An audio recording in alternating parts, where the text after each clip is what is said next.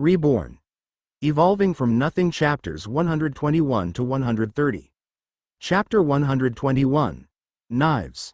In the instant before Dorian pulled on his soul to twist fate, he checked on his status. Dorian, soul status, soul stage. Lord class, middle. Health. Perfect. Energy. 55,221 55,221. His maximum base energy level had reached a much higher level at 55,221 points thanks to his touching upon the law of wrath. He had jumped an enormous 15,000 points simply from that alone. If I use the condense ability, my strength will increase, but not at the same ratio. A stray thought crossed his mind. His condense ability largely centered around his physique and physical might of each form. Him increasing his energy level through the power of law would boost that, but not by an equal amount. Still, my perfect body ability is simply a better version of my condense ability. I think I'll shelve using condense for combat. While the perfect body ability didn't change his energy level, it instead made whatever form he was using transform into a perfect version of that form, vastly increasing its base physical stats. It was impossible to use the condense ability simultaneously. Dorian discarded these thoughts as he focused fully on using his will to twist fate. Immediately, he felt a huge amount of energy leave his body, flooding out of him. As the energy flooded out of his body, Dorian instinctively knew what was about to happen. Dorian, soul status, soul stage. Lord class, middle. Health. Perfect. Energy. 26,223 55,221. Almost 30,000 points? Whoosh. The 20 knives he threw haphazardly into the air all soared out in front at varying angles, flying through the sky.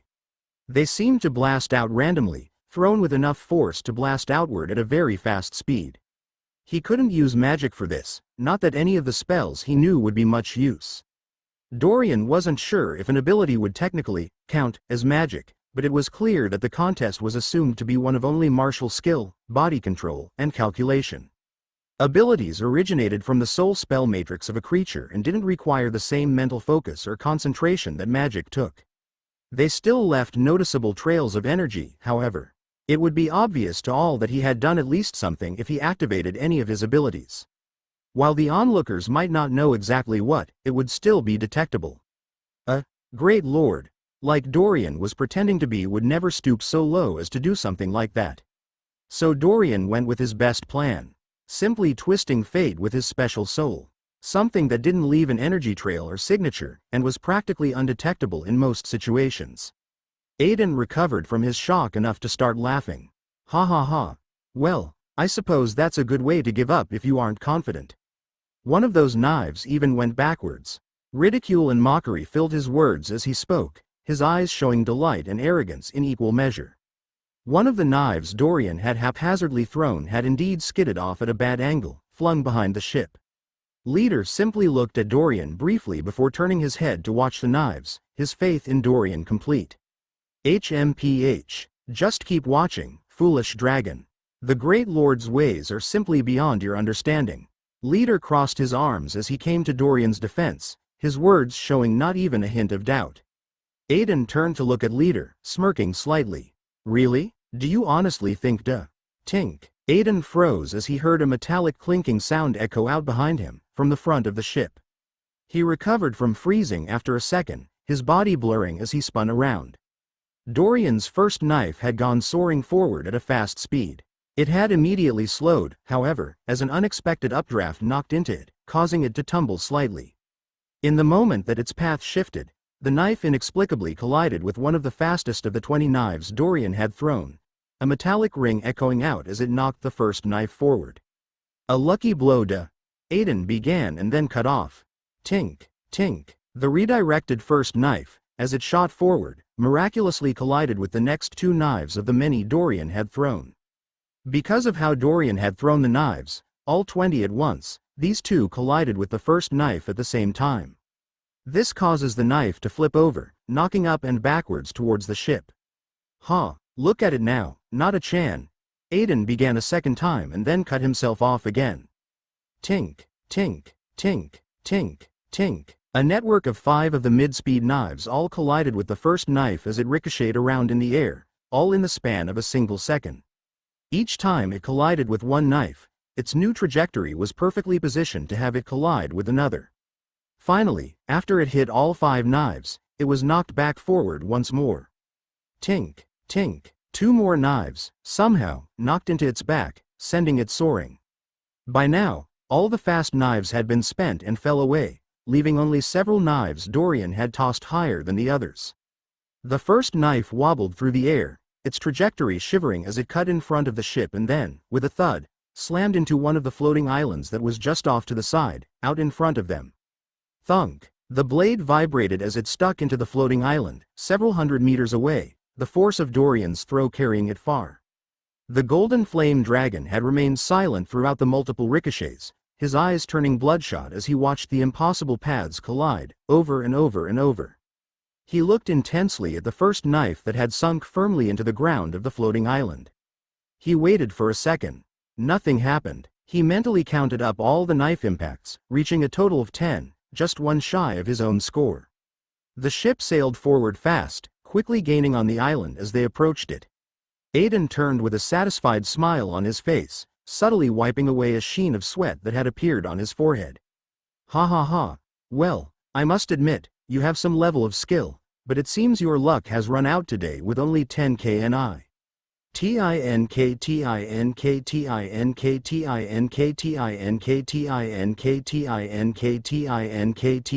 TINK. A deluge of metallic echoes rang out as 9 of the knives Dorian had thrown forward haphazardly all slammed down into the first knife. Each of those 9 knives had been part of the group that was thrown upward. This meant that they covered a bit more ground than the fast knives, but took longer, and there was a bit of a delay before they came down. Just enough for them to perfectly slam into the first knife that had landed on the floating island. The impact dislodged the first knife, smashing it against the edge of the floating island and then tumbling it back into the air, right in front of their skyship. Everyone on deck watched it move, their eyes wide. Dorian coughed as he realized he was staring in awe too, quickly donning a look of cool assuredness, as if nothing could go wrong. Aiden held his hands out as if to say he couldn't accept the result. 19 impacts? All at once? All planned? He muttered aloud, his face scrunched up in confusion, his draconic dignity nowhere to be seen. No, not 19. Dorian interrupted Aiden's musings as he stepped forward to the very edge of the ship. He was filled with an incredible sense of surety, as if he knew exactly what was about to happen. Dorian turned away from the ship edge, putting his back to it and the knife as he looked at Aiden, a small smile on his face. Tink! One last metallic echo rang out as the knife that had been thrown backwards somehow, impossibly, managed to soar forwards, flung under the ship and through the air on a billowing updraft. The knife managed to slide all the way under the ship and just barely slammed into the first knife Dorian had thrown, altering its trajectory one last time. Whoosh! Thunk! A thump rang out as the first knife slammed down onto the deck, just a single meter in front of the golden flame dragon. 20. Dorian felt like an anime character as he looked at the results of his twisting fate, having made everything go perfectly. Aiden looked at the knife right in front of him. He then looked back up at Dorian. Then back at the knife. Then back at Dorian. A brief, silent pause ensued, one that was promptly interrupted by a certain gleeful practitioner of pride. Ha ha ha, what did I tell you, foolish Drake? Daring to doubt my great lord is like asking to be defeated. He is far, far above both you and I. Leader cheerily broke in as he ridiculed Aiden. The golden flame dragon simply turned and stared at Dorian, eye to eye. The air around them carried a certain tension, full of energy. Dorian maintained eye contact, refusing to back down. Aiden then nodded his head slightly, and without saying a word, turned and picked up the knife that was on the ground. He snapped his fingers. Instantly, the other knives all reappeared magically and then vanished right after. My apologies. Aiden spoke for the first time since seeing Dorian's success, his voice carrying a hint of awe and respect. He then gave a very slight, almost imperceptible bow, and turned away, immediately heading below deck without another word. Ha ha ha ha, yes, yes, flee you mangy brown-scaled mutt. Leader was remorseless in his celebration, reduced almost to a child as his pride briefly took over. HMPH, Mira snorted, turning away and walking after Aiden. She gave Dorian a careful nod too, however, her eyes full of a newfound respect that hadn't been there before, even when she found out he was an ostensible inheritor of her grandmother. Ahem. Leader regained his composure almost instantly, returning to the stately and calm huntsman, cool and silent. My apologies, great lord. His face flushed slightly red as he spoke. None taken. Dorian waved him off, the feeling of relief at managing to escape with a win almost overpowering him. He took a slow, deep breath, and then smiled. I'm heading back to meditate. Come find me when we are about to land. He rubbed at his eyes for a moment, the fatigue from using so much energy all at once hitting him. He needed to rest and prepare. They would be on Magore in mere hours. Chapter 122. Family. Trajan sat atop the roof of one of the traditional-style wooden houses, his empty eyes shining slightly red. The roof had 4 long arches on it, down each corner, and was covered in shingles that were stained gray. He was sitting near the middle of it, his hands folded together. He took in a deep breath and then let it out. A single tear dripped down his face, falling to the roof silently, like the last light of evening fading into darkness. Probus was dead, my friend, my brother. Trajan's hands trembled as he looked at them with his energy vision, hands he clenched together and held around himself, hugging himself. What am I to do without you? He whispered quietly, his voice ragged. You were all I had left. A few minutes prior, Trajan had been pacing back and forth inside the small house. The other wizards that were here with them were all practitioners of blood magic. While most of them had a focus on practical tracking, several of them had studied some forms of healing spells, to a higher degree of effectiveness than the single healing spell he knew. Their efforts, especially on a fellow vampire, would far surpass anyone they would be able to find in the city on such short notice. Several minutes had gone by since they'd retreated. In that time, the wizards had cleared the room, going into several emergency rituals and spells, pulling out every stop to try and save Probus. The wounds Probus had taken were horrid, but if it was just a normal blow, even if it crushed his throat, he would be able to regenerate from it. Maybe he'd need a light pill or some other form of healing magic or light magic to aid him, but the natural regenerative prowess of a true vampire was far from weak. The Diamond Wizard, however, had infused his attack with the power of law. Trajan rubbed his hands together as he looked around the room he was standing in, able to pick things out distinctly despite ostensibly being blind. It was sparsely decorated, just a small rug on the ground, with a large wooden table and a few chairs around it in the center. A few random paintings hung on the walls. A door opening caught his attention. Helena had walked in, her face pale. The dress she was wearing was stained brown and gray with dust and stone, the edges of it slightly torn from the wild melee. Trajan had nodded at her and then returned to his pacing. Helena watched this, wringing her hands. I'm sure he'll make it, Trajan. She began, her voice trying to project confidence. Trajan had simply shrugged, looking at her with his empty eyes. Helena went over to the middle of the room and sat down, pensively waiting. The duo didn't have to wait long, however. Just a couple of minutes later, one of the Grandmaster Blood Wizards came out of the room. The wizard, an elderly vampire known as Panon, and one of the blood wizards that normally studied fate tracking, spoke aloud, his voice solemn. The injuries Lord Probus suffered were extreme. The law energy remnants managed to spread throughout his entire system, shredding into his internal organs, muscles, and nerves. Panon began, his voice solemn. Trajan interrupted him, slowly closing and opening his eyes. Just cut to the chase. How is he? He slowed to a walk and stood still, his empty eyes looking at Panon intently. Helena gulped as she saw this, her left hand squeezing her right arm tightly. Panon looked back at Trajan.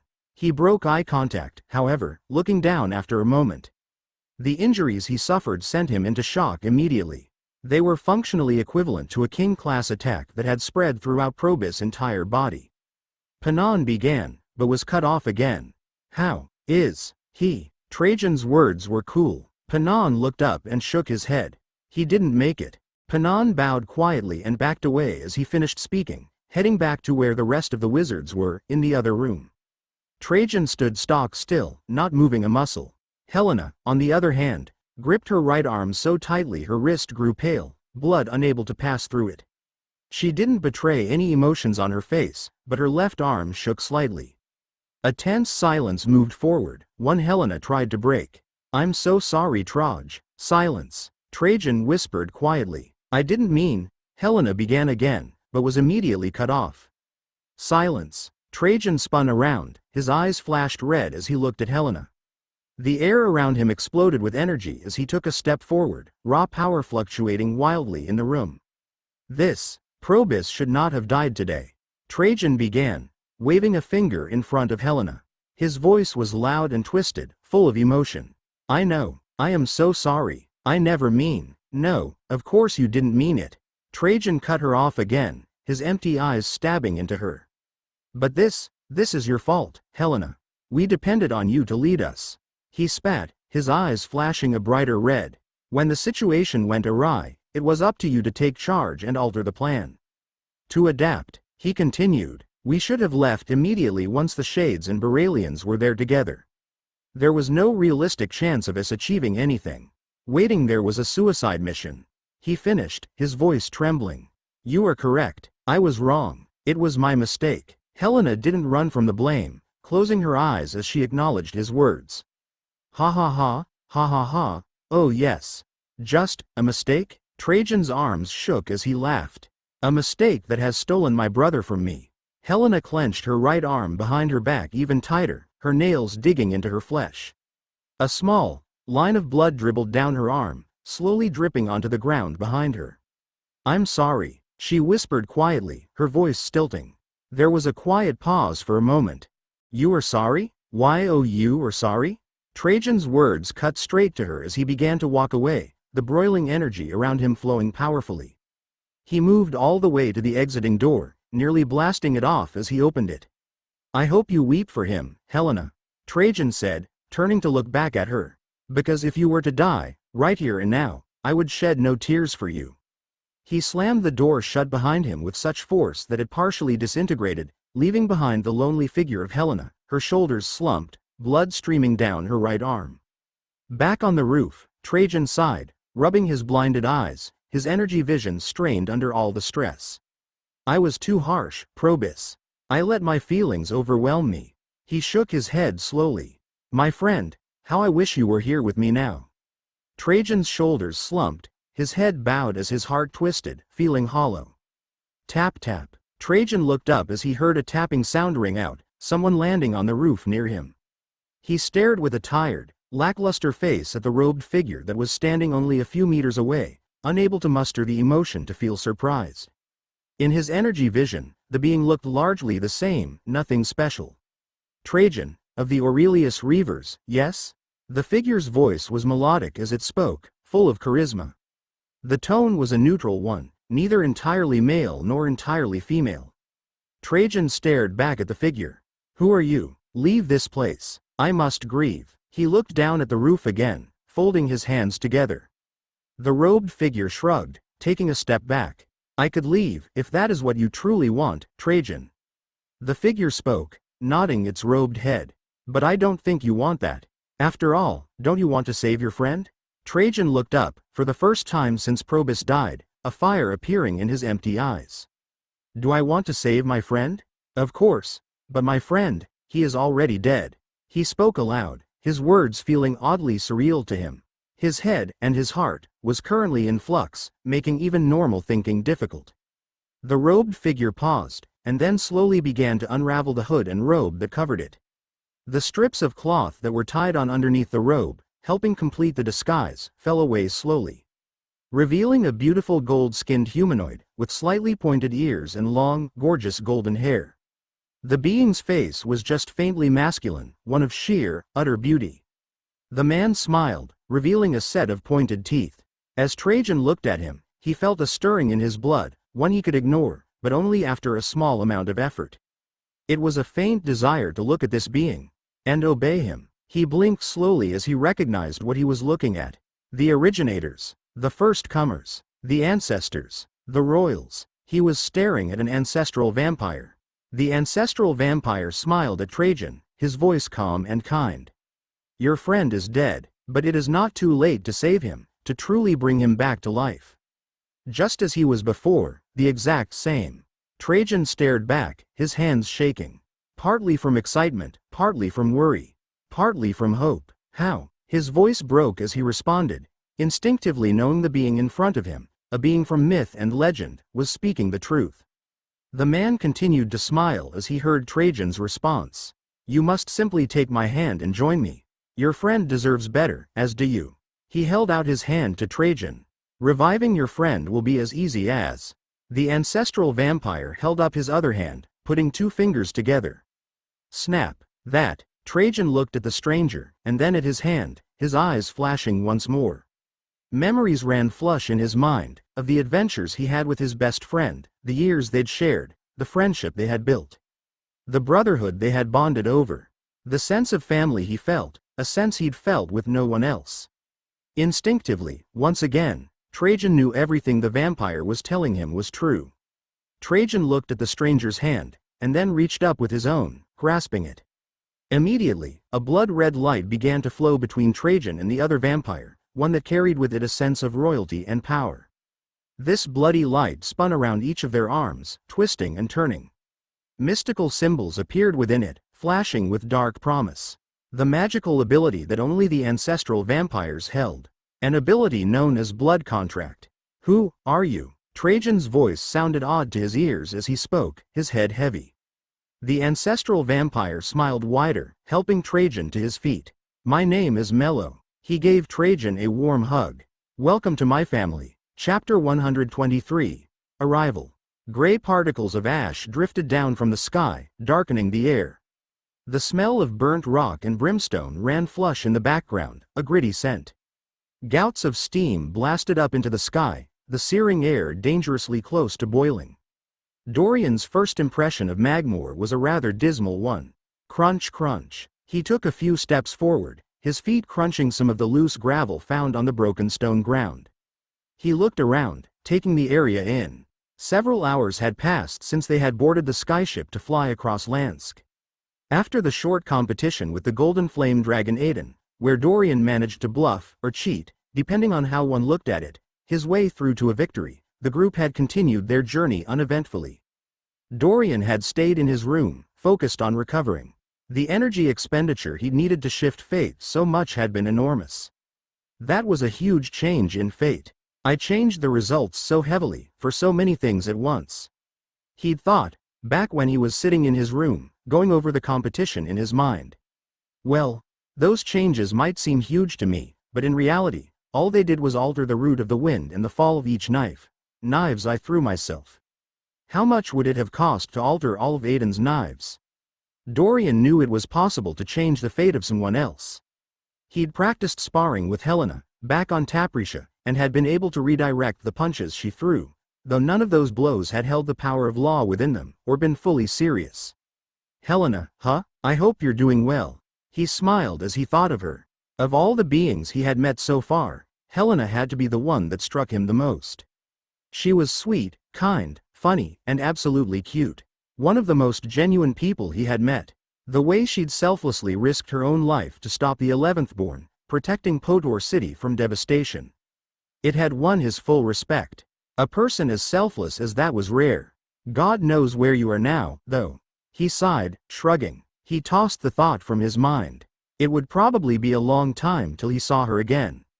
They'd touched down on one of the transport towns on Lansk, the one that connected to the World Bridge of Magore. After landing, they'd promptly traveled through the World Bridge. The World Bridge from Magore to Lansk was one of the shortest world bridges in the 30,000 worlds. In their flying forms, it only took them around an hour to completely cross through it, with nothing of note happening. "Great Lord, Tomo City can be reached if we follow this path here."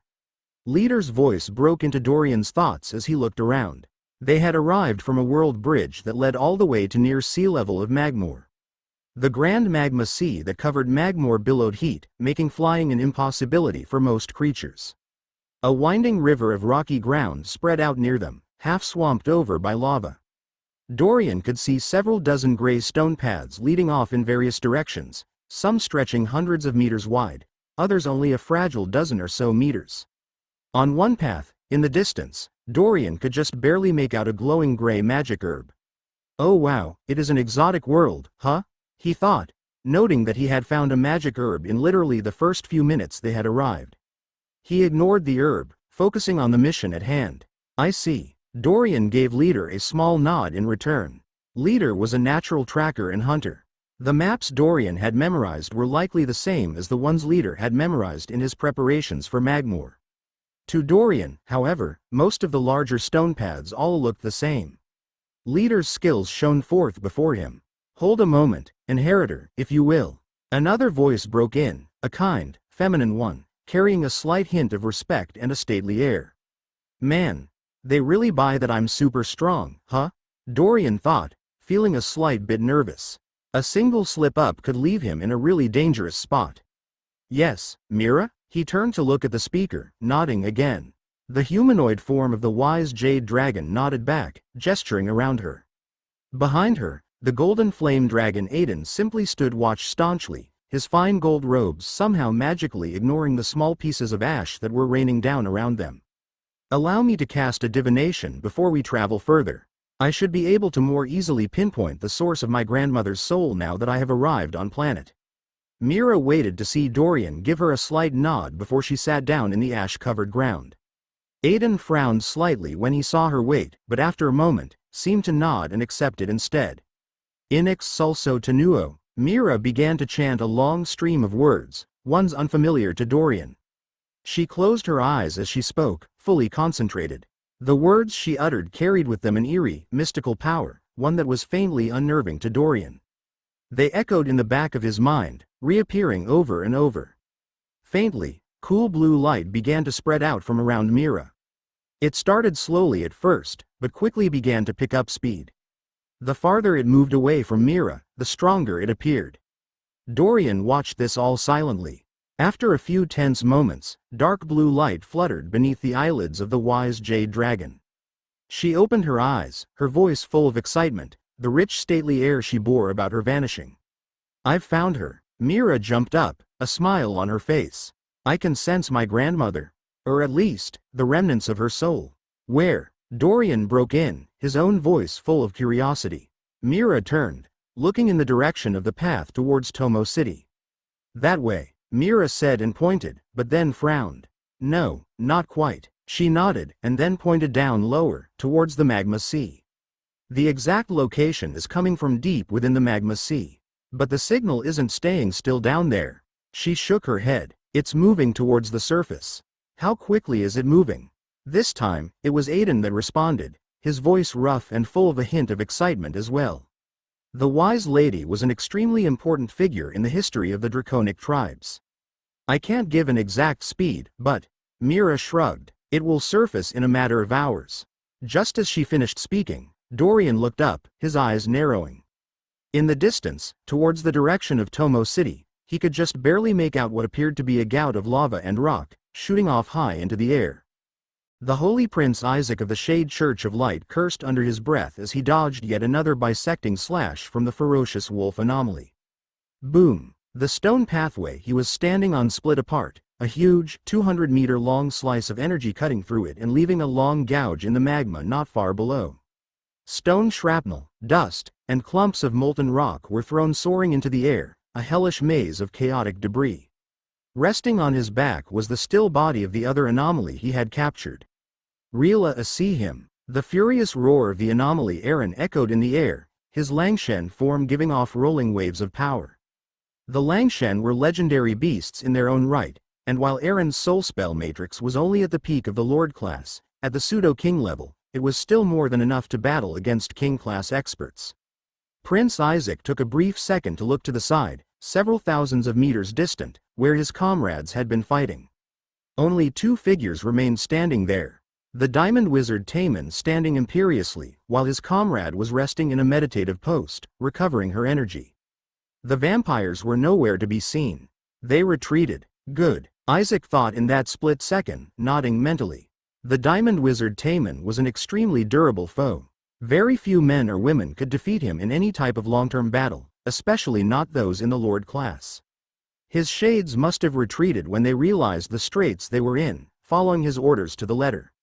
Veritas didn't deign to help either, huh? She might have been able to take him out. He mentally shrugged. He hadn't expected their anomaly to help out. Relying on such an unreliable being would be foolish. Whoosh! Isaac's eyes seemed to freeze over as he looked at the large wolf that had just appeared in front of him. The blade that was pierced through its mouth didn't seem to affect it adversely. Still, if it was only at this level, he could handle this. His eyes stiffened a moment later, however, as he looked beyond the attacking wolf. Damn, company already? Looks like the Blazing King couldn't tolerate us any longer. Isaac could see a trio of wizards charging down a stone path, flying over the path, but low to the ground, so they wouldn't fall off due to the sweltering heat channels from the lava. Light magic. Imperial wings. 2 pairs of immaculate, glowing golden wings appeared on his back. He gave the roaring wolf in front of him a cool glance. You're lucky I don't want to clash with the Blazing King right now, anomaly. Ruar. Aaron didn't respond otherwise as he charged, slicing out with another mad blade of energy. This huge layer of force bisected the air, shuffling forward with a huge amount of momentum. Before the attack could land, however, Isaac's form seemed to explode into particles of light as he retreating away from the field of battle at an incredible pace. Where is he, Panon? Helena's voice was cool and controlled, the picture of an elite female reaver as she ordered her subordinate to answer her. The elderly blood wizard stood in front of her inside the courtyard they'd rented out, a pensive look on his face. He had a calm air about him, tinged faintly red by the blood magic he practiced. Lady Helena, as soon as you left to take a walk outside, he had us preserve Probus' body and then left with it immediately, after picking up intel about the Ascension ruins and the flame Empyrean turtle that is about to appear. The wizard's voice was tinged with a hint of confusion as he responded, shrugging. The Ascension ruins? Helena responded with confusion of her own, scratching her head. On the underside of her arms, several long, red marks could be seen, like that of freshly healed skin. For those to appear on a pseudo-king class true vampire, a being known for its fast regeneration and natural health, meant either the injury had been inflicted with the power of law involved, or carried enough force or repetition to leave a long-lasting mark. Yes, Lady Helena, we couldn't make heads or tails of it either. Panon shrugged again. Helena waved him away as she walked towards the back of the courtyard, where the various private houses were located. She walked into one of the smaller wooden ones, where she and the other females among the group were staying. Why the Ascension ruins? Why did he take Probus' body with him, and preserve it? Trajan, what are you doing? Helena's voice was befuddled as she spoke, shaking her head. She clenched her fists in determination as she whispered aloud. I will not lose you too, Trajan. I will not. From her spatial ring, she withdrew the Capitoline wolf bracelet. The entire bracelet had taken on a red sheen, with a few pale cracks appearing on the outer edges. It vibrated almost imperceptibly, giving off a faint sheen of light. While this was a rare inheritance treasure, a powerful artifact that carried with it huge enchantments, it could not be used infinitely. Very few powerful artifacts were reusable, and those that were prohibitively expensive and equally difficult to create. I can use you twice more before you shatter. But what do I do now? She muttered, temporarily lost in thoughts as she looked at the artifact, trying to figure out what to do. Helena was standing in the entry hallway of the house, turning and facing the door she'd just shut.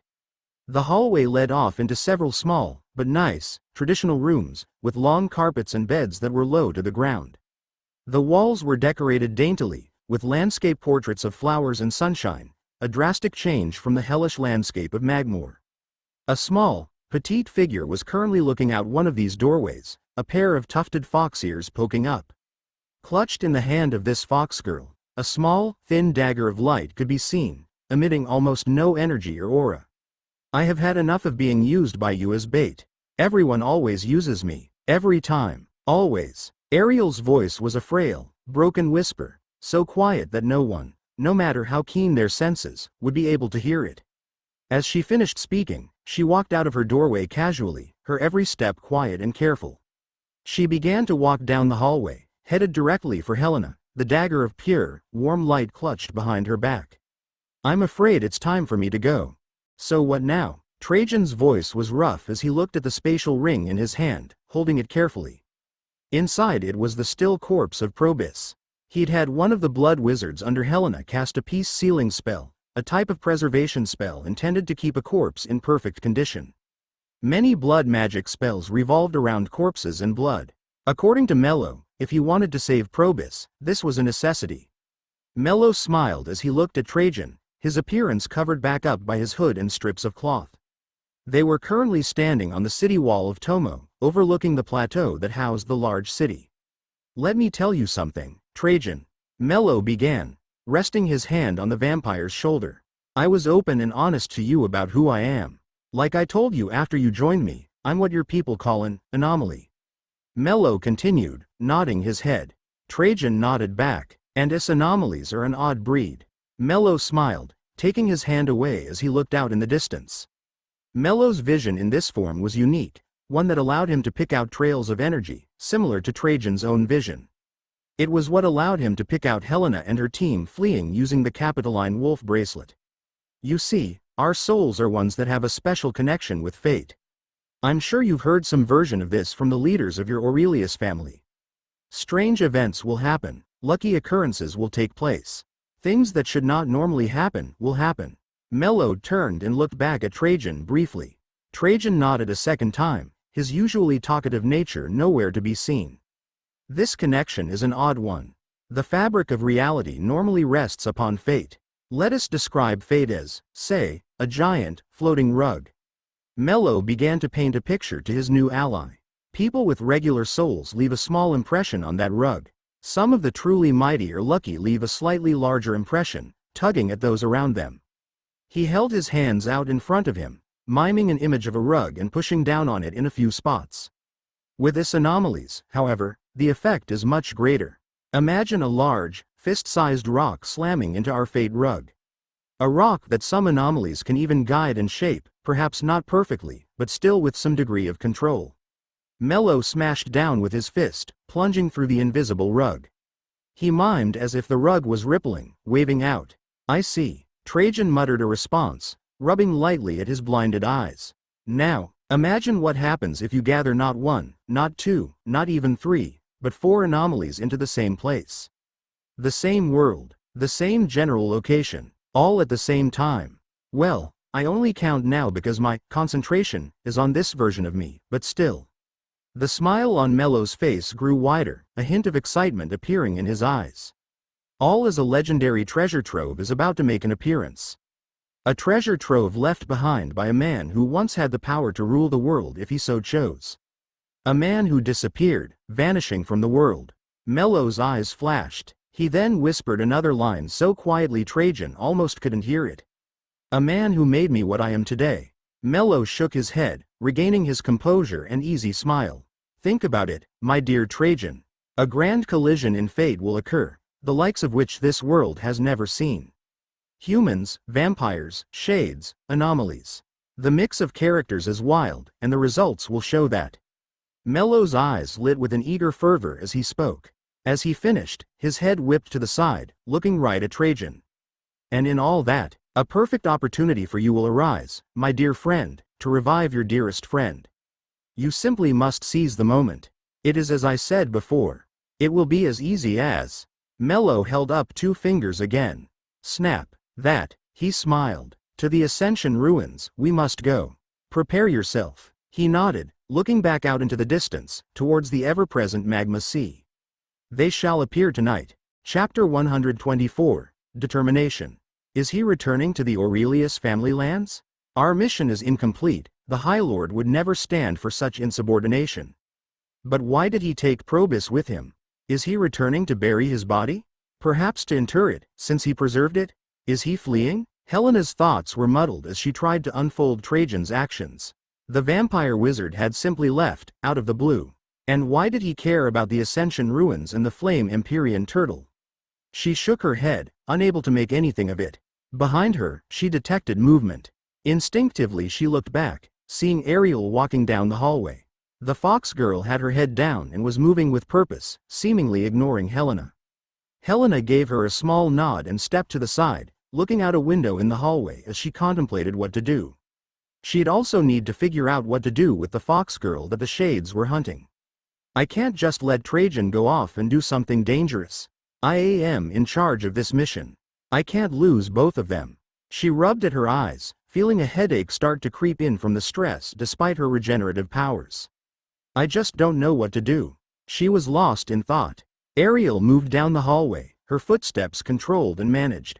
In just a small number of seconds, she was only a few steps away from Helena. Ariel's eyes flashed with a pale, pallid light. Out of nowhere, with no warning or telltale signs at all, Ariel stabbed forward with her right hand, the dagger of pure light melting forth with almost no signal. An incredibly, incinerating amount of heat was concentrated in the dagger, unable to escape its confines as it cut towards Helena in a split second. Helena had less than a fraction of a second to react. Her muddled thoughts had made her guard be somewhat lowered, distracted and concerned with both the present and the future. Whoosh! Despite that, despite the total surprise and deadliness of the attack, despite her lowered guard, despite everything, Helena still managed to dodge the attack. Thud! A loud thump rang out as Helena's body shivered, pulling backwards at an almost unnatural angle as she moved out of the path of the dagger of light. At the same time, her right leg came forward in a counterbalancing kick, one that slammed into the side of the tufted ear fox girl. Help! Ariel let out a surprised grunt as Helena's counterattack knocked into her side and sent her flying. Boom! Ariel's petite body smashed into the side of the hallway and broke through it, sending up shards of wood into the air as she tumbled and slammed into the wall of the next room, an unused storage room. Helena spun around, catching her balance as she twisted, coming up on guard. Her eyes flashed as the air around her seemed to tremble, a powerful aura of might rippling forth. Ariel had underestimated Helena. In Ariel's view, Helena was naive. She was a sweet girl in charge of her first mission, when she had started to fail. Ariel mistook her kindness for weakness and intended to take advantage of that. Helena's muddled state of mind had not been feigned, something Ariel picked up on. Unfortunately for Ariel, Helena was a genius in terms of physical combat. The strongest physical genius among the vampires in centuries, perhaps millennia. Helena was not an extremely famous vampire. She was known to be in the Aurelius Reavers, but had never really come into the public spotlight. She had, instead, chosen to train for decades on her own, putting her every inch into becoming as strong and as skilled as possible. All to one day challenge the being that injured vampire High Lord Marcus, a vampire she loved as a father. The man known as Arthur Tellman. Reacting to a split-second surprise attack, things like that had been a normal part of her training for years. Her body had reacted almost automatically, dodging the attack while unleashing one of her own. What do you think you're doing? Helena's voice was cold as she stepped forward, tossing her muddled thoughts to the side as she moved through the hole in the wall.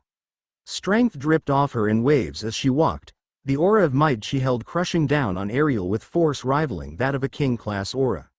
You, Ariel sputtered out as she stood up, her body covered in small scratches and bruises. She put a hand on her back, rubbing at an injury. Before she could finish, however, Helena's body blurred forward as she crossed the distance in an instant. She grabbed a hold of Ariel by the throat, slamming her down into the ground. The wooden floor of the room exploded, a half-dozen planks shooting up into the air, raining down with shards of wooden shrapnel all over the house. A dagger of light that Ariel had just formed behind her back fell to the ground and dissipated. Helena looked at the tufted ear fox girl, her eyes showing no mercy. The befuddlement that had been present earlier was nowhere to be seen. Lady Helena, is everything Alrig? Worried voices from outside rang out as the Grandmaster Blood Wizards in the other parts of the rented courtyard rushed over. They were immediately cut off, however, as Helena responded. Everything is fine. Return to the main building. Helena barked out a command, dismissing the other vampires before they could reach her. In the background, the sound of the other wizards retreating away could be heard. What do you think you're doing, Ariel? I could kill you right now, justifiably. You just tried to murder me. Don't even think about transforming into your fox form. Helena stared down at the fox girl, her eyes cool. Ariel stared back up at Helena, tears in her eyes from the impact with the ground. Just kill me, otherwise, I'll kill you. I won't let you use me too. She spat out, venomously. When they'd camped outside a large city, for no apparent reason, it had become obvious to Ariel that she was being used as bait, especially after the Shades had attacked. It was also obvious that simply leaving the vampires wasn't an option. Helena simply looked at her. You are a fool. I saved you from almost certain death. Yes, I used you, but by doing so I protected you. Without me, you would have died. And you repay me by trying to kill me? Helena shook her head. Thankfully, I'm not an idiot that would let my guard down completely just after knowing you for a brief period. Did you really think you could just stab me out of the blue? Who do you think would fall for that? Ariel glared back at her. Kill me, then, you coward. Her voice was full of irrational hatred. Helena's eyes narrowed. She made a rough, jutting motion with her hand, knocking against Ariel's chin. Instantly, the fox girl fell unconscious. Helena released her, sitting down on the ground with her hands crossed. Me, a coward? I think not. She shook her head, feeling all of a sudden as if she was clear-headed. Neither is Trajan. He isn't fleeing, no. He is going to try something with the Ascension ruins and probe his body. Something stupid, knowing him. Helena nodded as she spoke aloud, becoming more and more confident in her conclusion. I will not fail this time. I will save you, Trajan. I will fix this. She scratched at her right arm as she spoke, her eyes becoming slightly bloodshot. And you? Helena looked down at the sprawled-out body of Ariel with a frown. She bent over and scooped up the fox girl, putting her on her shoulder. You are coming with me, whether you like it or not. It's true, flying on Magore is almost impossible.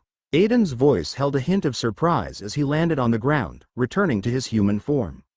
Just moments prior, the golden flame dragon had assumed his massive draconic form, an incredibly intimidating beast of raw power.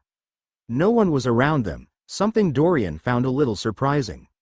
He figured the world bridge near Tomo City was one of the safer places to set up shop on Magore, considering how dangerous most of the ground-level area was. He had seen a few signs of habitation on the world bridge. Some small houses and shacks, footsteps and trails that had been oft walked upon. But, for some reason, it seemed the area had been evacuated or abandoned recently. We can just run. We aren't far at all. Mira broke in, pointing in the direction of Tomo City. The signal source is most likely within or near the Ascension ruins, as we have surmised. If it's there, we may need to be careful, but I am still determined to check for it. Myra's voice carried that determination strongly as she looked around at them. I as well. Aiden supported her. We have no problem with that. Dorian shrugged. Their destination was the same place, after all. Leader simply nodded without saying anything. What Dorian said went for him. A dangerous fire burned in his eyes as he looked down the path, his eagerness to reach the ruins palpable. All right, let us go to Tomo City first. We have some period of time till it surfaces, we can prepare there. Mira said aloud, looking at them all for approval. They all nodded back. At that exact moment, a low, rumbling growl shook the air.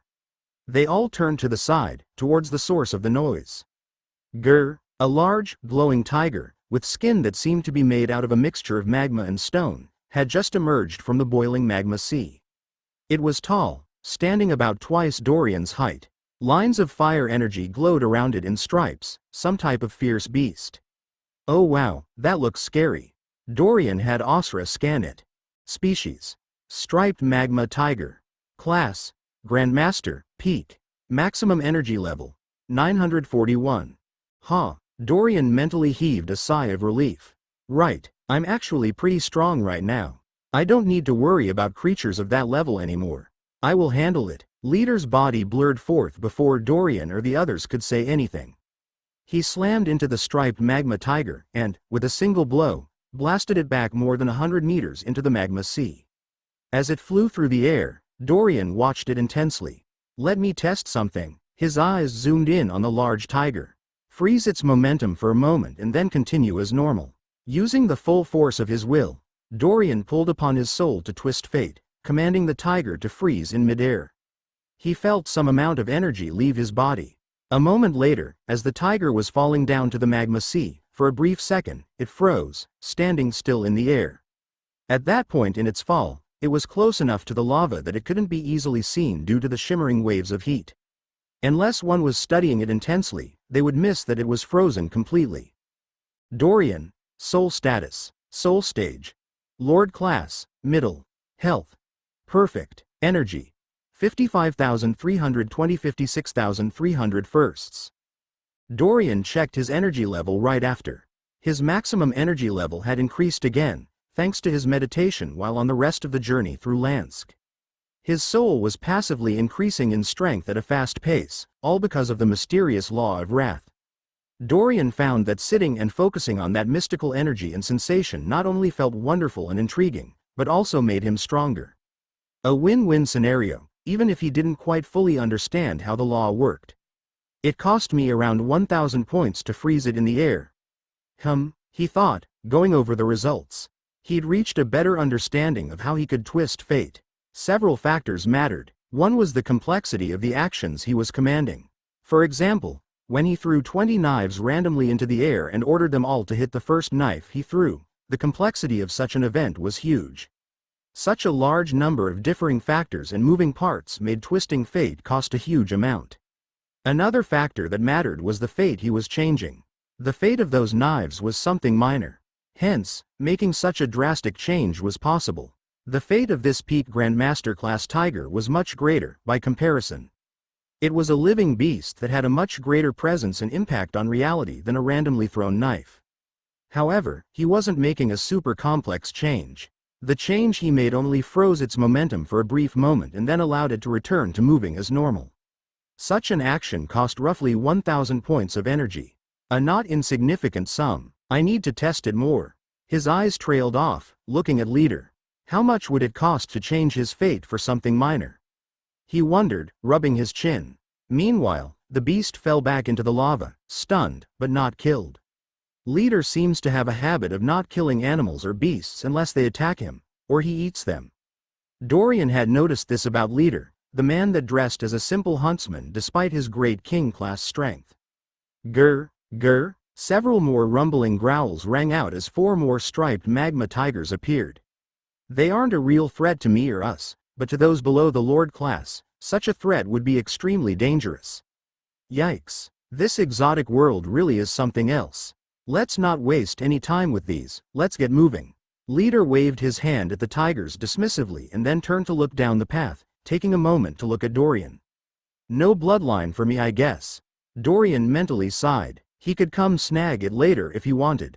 Let's go. Dorian nodded and took the first step, his wrath vampire form loping forward with grace as he began traveling down the stone path to Tomo. The rest of the group joined him, traveling forward at a fast pace. They also happened to be going in the direction where Dorian had seen a large pillar of rock and magma shoot up into the air, as if a grand fight had been taking place. Chapter 125. Encounter. The falling ash lightened up, though the gouts of steam and boiling magma remained ever present. The path they took was one of the larger ones, several hundred meters wide. It slowly raised itself above the magma sea, leading away from the sweltering heat slightly. They made fast progress, quickly leaving behind the striped magma tigers that had swarmed them. They passed by a few other groups of beasts, but strangely enough, no other humans or humanoids, despite being on a direct path to Tomo City. Soon, they'd been running for several minutes, growing close to the Oasis City. I guess this is what counts for night here, huh? Dorian thought as he looked up at the sky. It was dark up above, the sun nowhere to be seen. The glowing magma around the path was constantly throwing light upward, keeping the path well lit, though a few odd shadows stretched out, here and there. Inheritor. A gruff voice interrupted Dorian's musings. He looked up, staring at the golden flame dragon Aiden that had jogged up next to him. Leader was leading the group, living up to his name. He was running slightly ahead to be sure the way was clear, while Mira was just behind him, lost in her own planning and thoughts. Dorian and Aiden had fallen to the rear. Yes? Dorian looked at Aiden, trying to keep his voice steady and confident, as if he was the mighty warrior they thought he was. I wanted to apologize. Aiden nodded his head slightly at him, a complex look in his eyes. I let my disbelief and excitement at finding a connection to the wise lady get over me. Your strength is at a respectable level and it was my mistake to mock you. He said the 2 sentences all in one go, as if speaking them was painful. Dorian smiled slightly as he heard this, giving Aiden a small nod. The dragons, at least, seem to be pretty reasonable.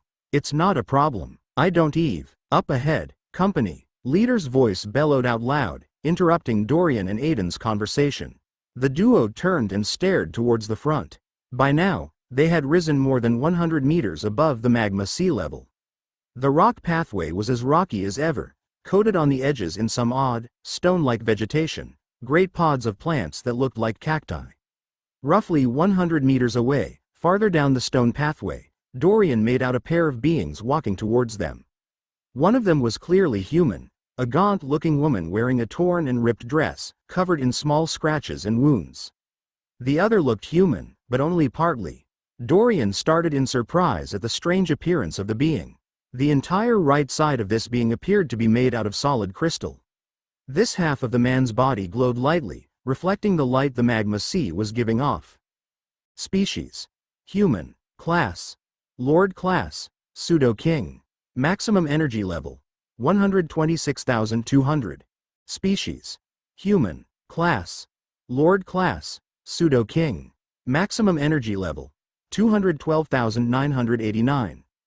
Oh my god, wow. You can have an energy level that high and only be Lord class? Also, that half-crystal dude is actually a human? Huh. Dorian's thoughts were thrown into disarray at the info he received. The two groups had caught sight of each other at the same time. They both came to a halt, freezing up. The duo facing them responded first. A powerful, dominating aura burst forth from the half-crystal human as his voice thundered aloud. The Boral Autarky has official business here. Do not interfere or you will face the Autarky's wrath.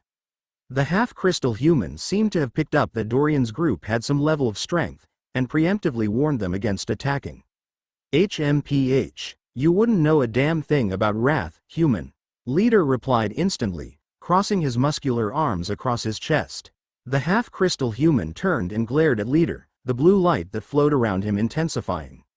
You are clearly a human too, fool. The man's voice was full of irritation and annoyance. It seemed he'd been having a bad day. He took a step forward. I am Taman, vice head of the Diamond Department, en route to an official meeting. Stand aside or you will be moved. The half-diamond, as Dorian now guessed, human's voice was full of fervor as he spoke, as if daring them to attack. Can we all please calm down? We have no quarrel with you, nor you with us. Let us each go our separate ways. Myra's words echoed out, the voice of reason as she jumped into the conversation. As she spoke, a powerful, king-class aura washed out, full of soothing strength. The half-diamond man's eyes twitched slightly at that, but showed no other reaction. The Boral Autarky? They were the group that was hunting me earlier. Dorian stared at the rather arrogant wizard with a slight hint of distaste. The two groups slowly walked forward, each on different sides of the pathway. Myra's words seemed to have resolved the conflict as they passed each other, neither side attacking the other. Dorian shrugged. There was no need to fight the Autarky now, not when they didn't know his current form. Just as both groups finished passing each other, Aiden and Leader glaring at Taman the whole way, the Diamond Wizard muttered a single, arrogant remark. You're lucky I have no choice but to attend to this meeting with all haste. The man spat out, his voice full of venom. He really did seem like a person that had just had a terrible day, Dorian thought, mentally shaking his head.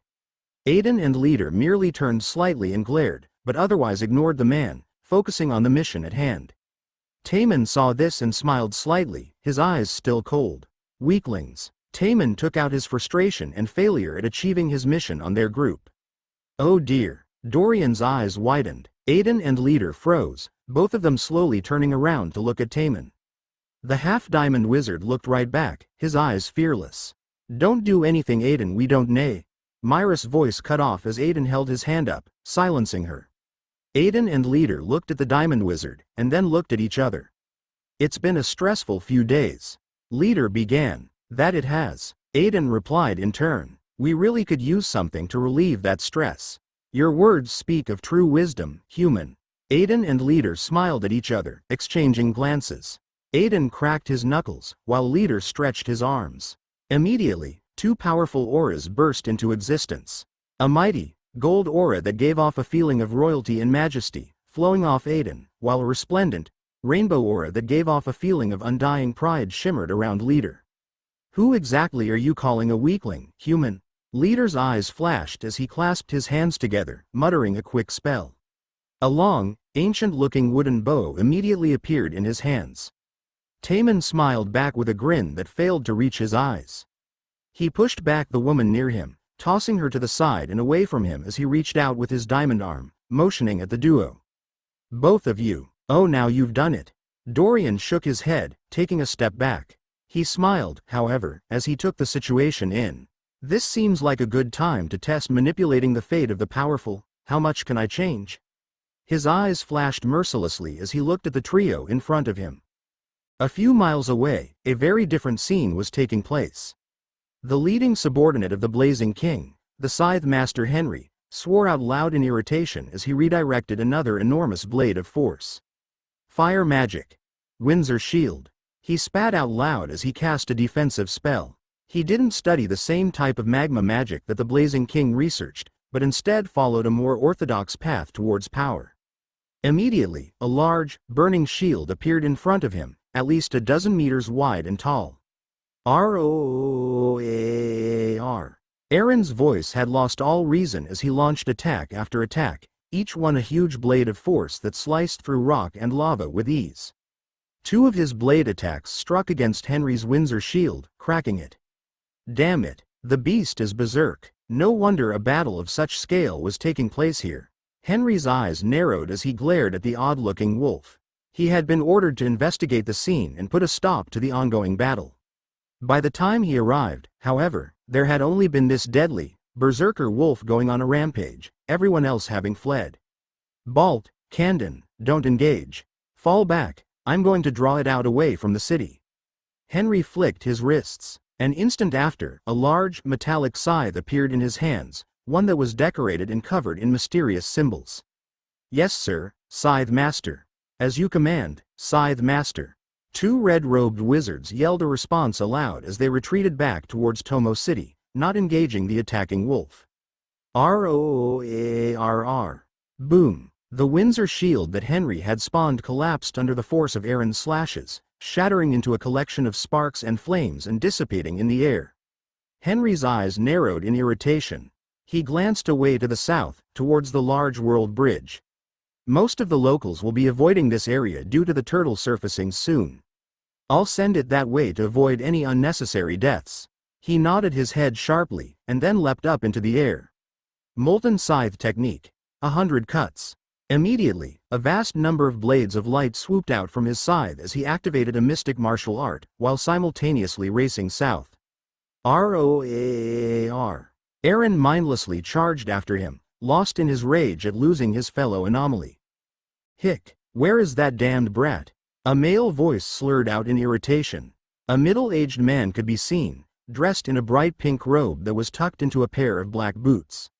A large gourd could be seen strapped to his back, one he pulled off in a smooth motion, taking a long draw from it.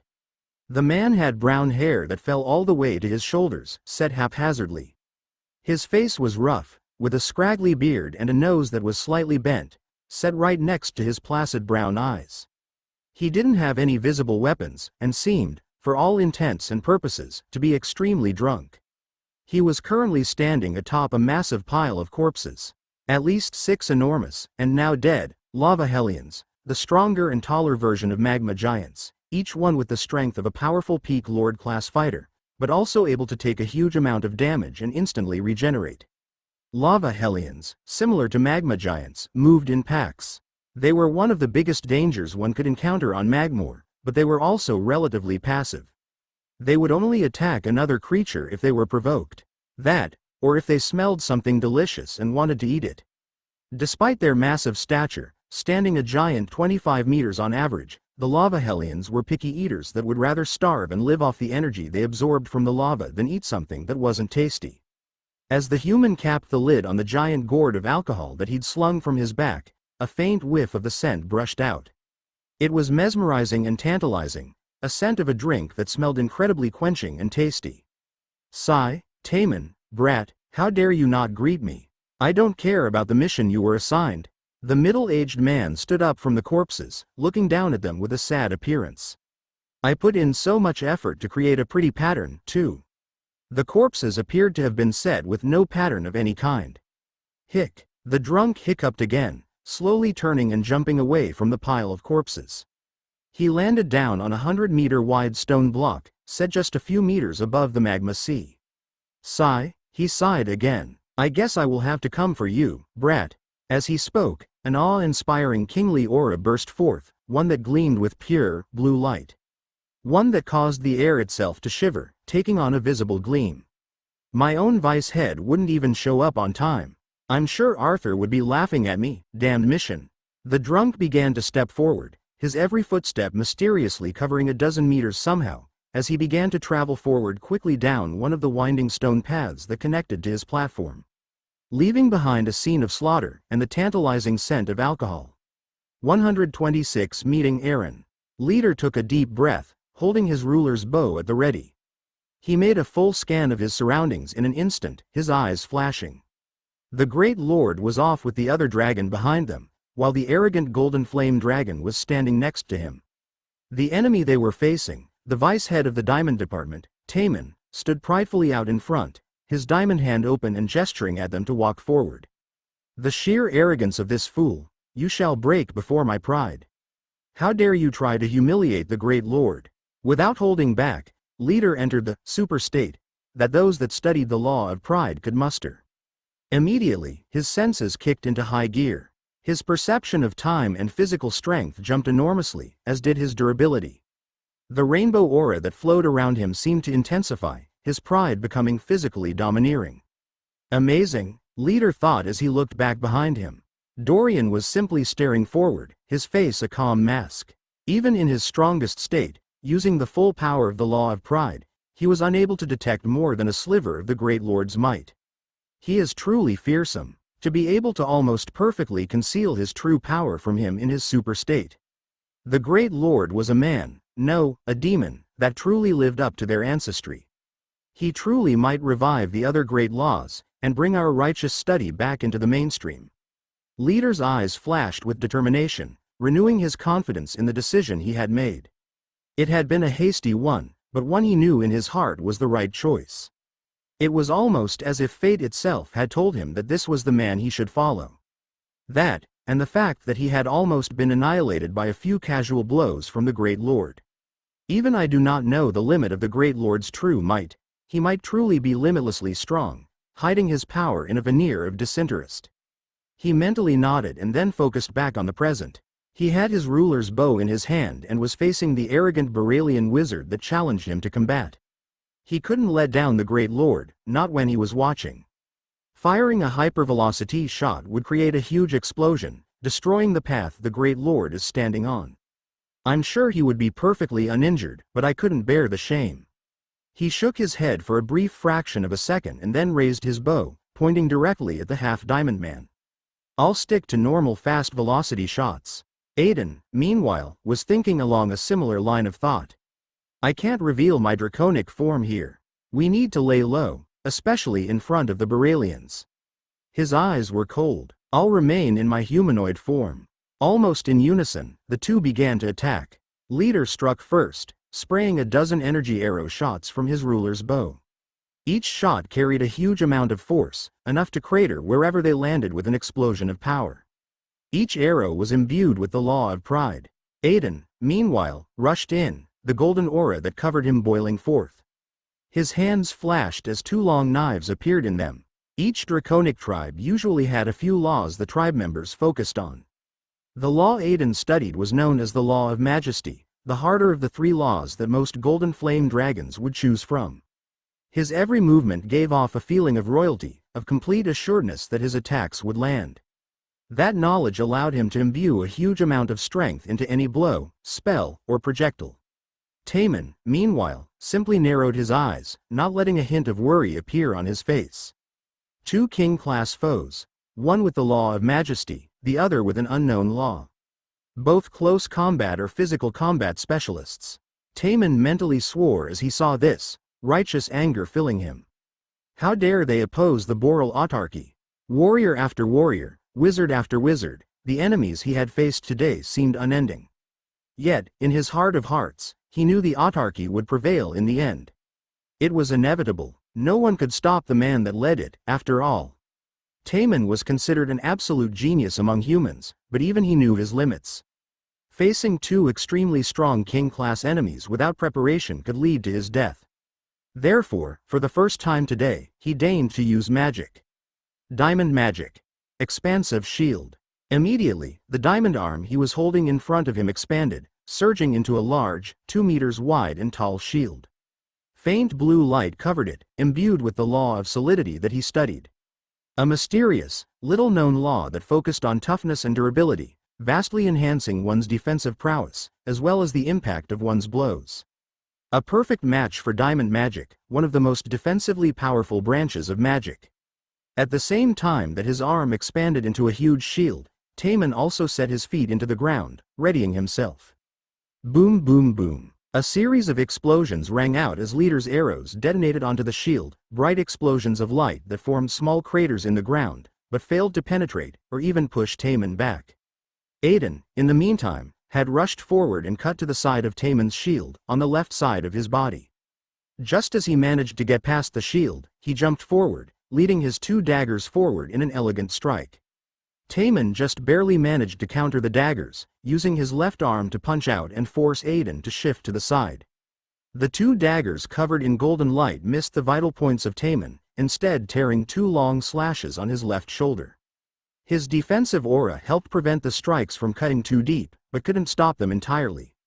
Blood spattered off the injuries, dripping down his back. Diamond magic. Igale's blade. Instantly, a large, glowing broadsword made of pure diamond appeared in Taman's left hand. He cut downward with the sword, taking advantage of Aiden being off balance to try and land a blow of his own as he ignored the injury he took. At the same time, he withdrew his massive diamond shield, his right arm transforming back into its regular diamond arm shape. Dorian saw all of this, the battle clearly visible to him standing off to the side. As he watched the unfolding fight, his eyes flashed. Let's try it now. His will fluttered as he looked at the vice head of the diamond department. If I redirect his blow, that would probably cost a huge amount. Stopping him in the middle of an intense battle would also cost a ton. He mentally nodded, his thoughts racing. He glanced down, at the feet of the battling warriors. The rocky ground was covered in loose stone and ashes, cracked from the impact of the ongoing battle. He smiled. I command you, trip, ever so slightly. He pulled hard on his soul, using his every iota of will to command fate to twist. Changing the fate of something major, for a powerful figure with a strong soul, was bound to bear an enormous cost. Changing the fate of something quite minor, for example, the ground beneath a mighty figure, would still cost more than it would otherwise, but would hold a much lesser cost. After all, the fate of a piece of dirt could only be so important. Whoosh! Dorian felt a noticeable amount of energy leave his soul. Around 1,000 points worth, sizable, but not too large. On the other side of the stone path, Aiden was ducking backwards, his eyes scrunched up as he prepared to take a blow. Damn! This human is far more skilled than I prepared for. He mentally cursed at himself as he saw the blade cut towards him. He didn't have any chance to dodge. The human had sacrificed taking his 2 knife stabs in order to land a blow of his own, showing courage and tactics surpassing Aiden's expectations. I'll just have to take the damage. He braced himself for the impact as he leapt backwards, trying to minimize the injury. Whoosh! Thud! Aiden tumbled through the air, flipped backwards as he landed down hard, a dozen meters away. His hands planted into the stone ground, halting his retreat as he looked up in surprise. He was uninjured. Instead, the mighty diamond wizard that had caught him by surprise and launched an attack that took him completely off guard was lying face down in the dirt. Hup! The diamond wizard leapt upwards, his face a mask of confusion as he held the diamond sword at the ready, his eyes glaring daggers. Aiden and Leader both paused, exchanging glances. Did he just trip? Aiden began, an odd tone in his voice. Yep. While standing still, Leader responded back. A silent moment ensued briefly and was just as quickly broken. Ha ha ha ha ha. Ah ha ha. The duo broke into laughter as they stared at the diamond wizard, the tension of the moment slipping away. How dare you? You dare insult the honor of the Boral autarky. Taman went berserk as he heard this, his body blurring as he rushed towards Leader, chopping down with the large broadsword in his left hand. Before he could make it far, however, his feet seemed to shift oddly. Whoosh! Thud! The diamond wizard fell face first into the dirt a second time. Ah ha ha ha ha ha ha ha. Leader fell to the ground, clutching at his sides as he watched the diamond wizard bounce off the dirt and tumble head over heels all the way to the edge of the stone path, almost flung off into the lava below. Aiden wasn't much better, snorting uncontrollably with mirth as he covered his mouth, trying to maintain his dignity. "Da damn you," Taman sputtered as he got to his feet, the blue aura around him surging as he stamped into the ground. He glared at his feet, and then at the duo, his eyes cold. He then looked beyond them, at Dorian and Mira. Twice now he'd lost his footing in a completely unnatural way. He instantly surmised that something strange was afoot. The only issue with that was that he didn't sense even the slightest hint of a spell being cast. It was almost as if each time he tripped, it was ordained by fate, not affected by magic. Mira simply stared back at him, her face unperturbed. Dorian had a poker face of his own, crossing his arms and shrugging with disinterest. Internally, he was barely holding back a smile. Ha ha ha, excellent, so I can change the fate of other things, and that can indirectly interfere with other people. Even if changing their fate directly would cost too much, I can still affect the fate of the mighty in this way. The realization was a reassuring one. If he needed to face up against a powerful enemy, he had another arrow in his quiver. Let's test it a bit more, Dorian thought, a small smile appearing on his face. Before he could do anything else, however, a loud roar shook the air. Roar. A huge presence smashed down on the stone path they were standing on, flying in from more than 100 meters high in the air. A large, gray and black-skinned wolf that had a body that practically vibrated with force. A blade appeared to be pierced through its snout, giving it an incredibly odd appearance. Species: Langshen, Divine Wolf. Class: Lord Class, Pseudo-King. Maximum energy level: 722,998. The impact from the Divine Wolf's landing left a 30-meter-wide crater in the ground, sending up shards of rock and stone, a cloud of ash spiraling into the air. At the same time, as Dorian's eyes widened at the appearance of the beast, Dorian also felt a connection with the creature. One that throbbed deep in his soul. This is a fellow anomaly. It has King-class strength, but is listed as only Lord class. Is its strength boosted somehow, like my condense ability? His thoughts raced ahead of him. Roar. The Langshen let out a second fierce roar as it jumped forward, its head twisting and turning as if it was looking for something. When its sight landed on the group of humans and humanoid dragons, it froze, the air around it shivering. A berserk, heavy feeling flowed off the Divine Wolf as it began to rush forward, a mad gleam in its eyes. The route it was taking just so happened to have it charging directly at Dorian first. The scraggly man wearing a bright pink robe covered his face in shame as he watched Vice-Head Taman trip twice in combat. He was currently standing nearly 1,000 meters away, hovering high in the sky atop a floating piece of rock. Flying on a world where flying was supposed to be nearly impossible, a feat that Aiden, a king-class golden flame dragon, struggled with. I was going to come help you, but you are pathetic. How do you trip while standing still? The drunk middle-aged man sighed with frustration. And here I thought you were supposed to be some godly genius. Well, he shook his head sadly. Let's see, 2 dragons, a human, and some type of vampire. 3 at king class, but none near completion. They're fighting against Taman, I might need to go kill them all, he mused to himself. It was at the moment that Aaron appeared, in his Langshen form, berserk energy rippling off him as he went on a rampage. Oh, some type of divine or heavenly beast. That's rare. The drunk stared at Aaron, his eyes alighting with interest. Oh, it's charging right at you, huh? I can barely sense any energy coming off you.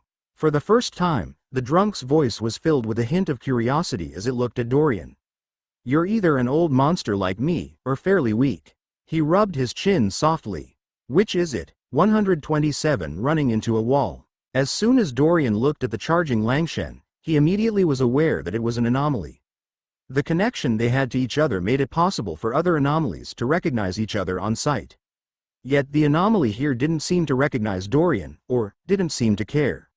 It immediately burst forward in a rage, charging straight at him. The rest of the group reacted instantly, far more used to fast-paced combat than Dorian. Mira dodged towards the edge of the stone path, a peaceful, calming aura that switched between green and blue rising around her. Aiden and Leader both broke off from engaging Taman, moving in different directions. Aiden surged towards Mira, his majestic aura bounding forth as he skipped across the rocky ground.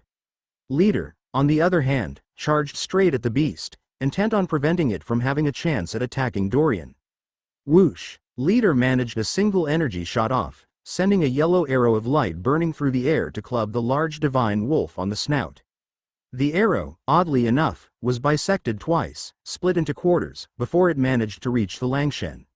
A small explosion of light flashed out and subsequently glanced the head of the charging wolf to no avail. Dorian caught those actions as he reacted, mentally raising his evaluation of Leader up a notch. Dorian grasped a hold of his will, staring directly at the charging divine wolf. For some odd reason, he felt a connection seemed to form between himself and this anomaly. He could feel some small portion of its emotions, of what it was thinking. Perhaps because its guard was down in its rage, perhaps because of his increased strength, Dorian was unsure. But he could tell that this anomaly was enraged because it had just lost a friend. "Understand my message," he commanded, twisting fate to send his words through to the Langshen. There was no time at all to speak, he could only rely on thoughts. Otherwise, this incredibly strong, deadly being would slam into him. He'd had almost no time to react, and dodging was no longer an option. His plan B would just be him activating his perfect body ability and hoping he could tank the hit. "I am an anomaly just like you. I'm not the one that took your friend. You need to calm down."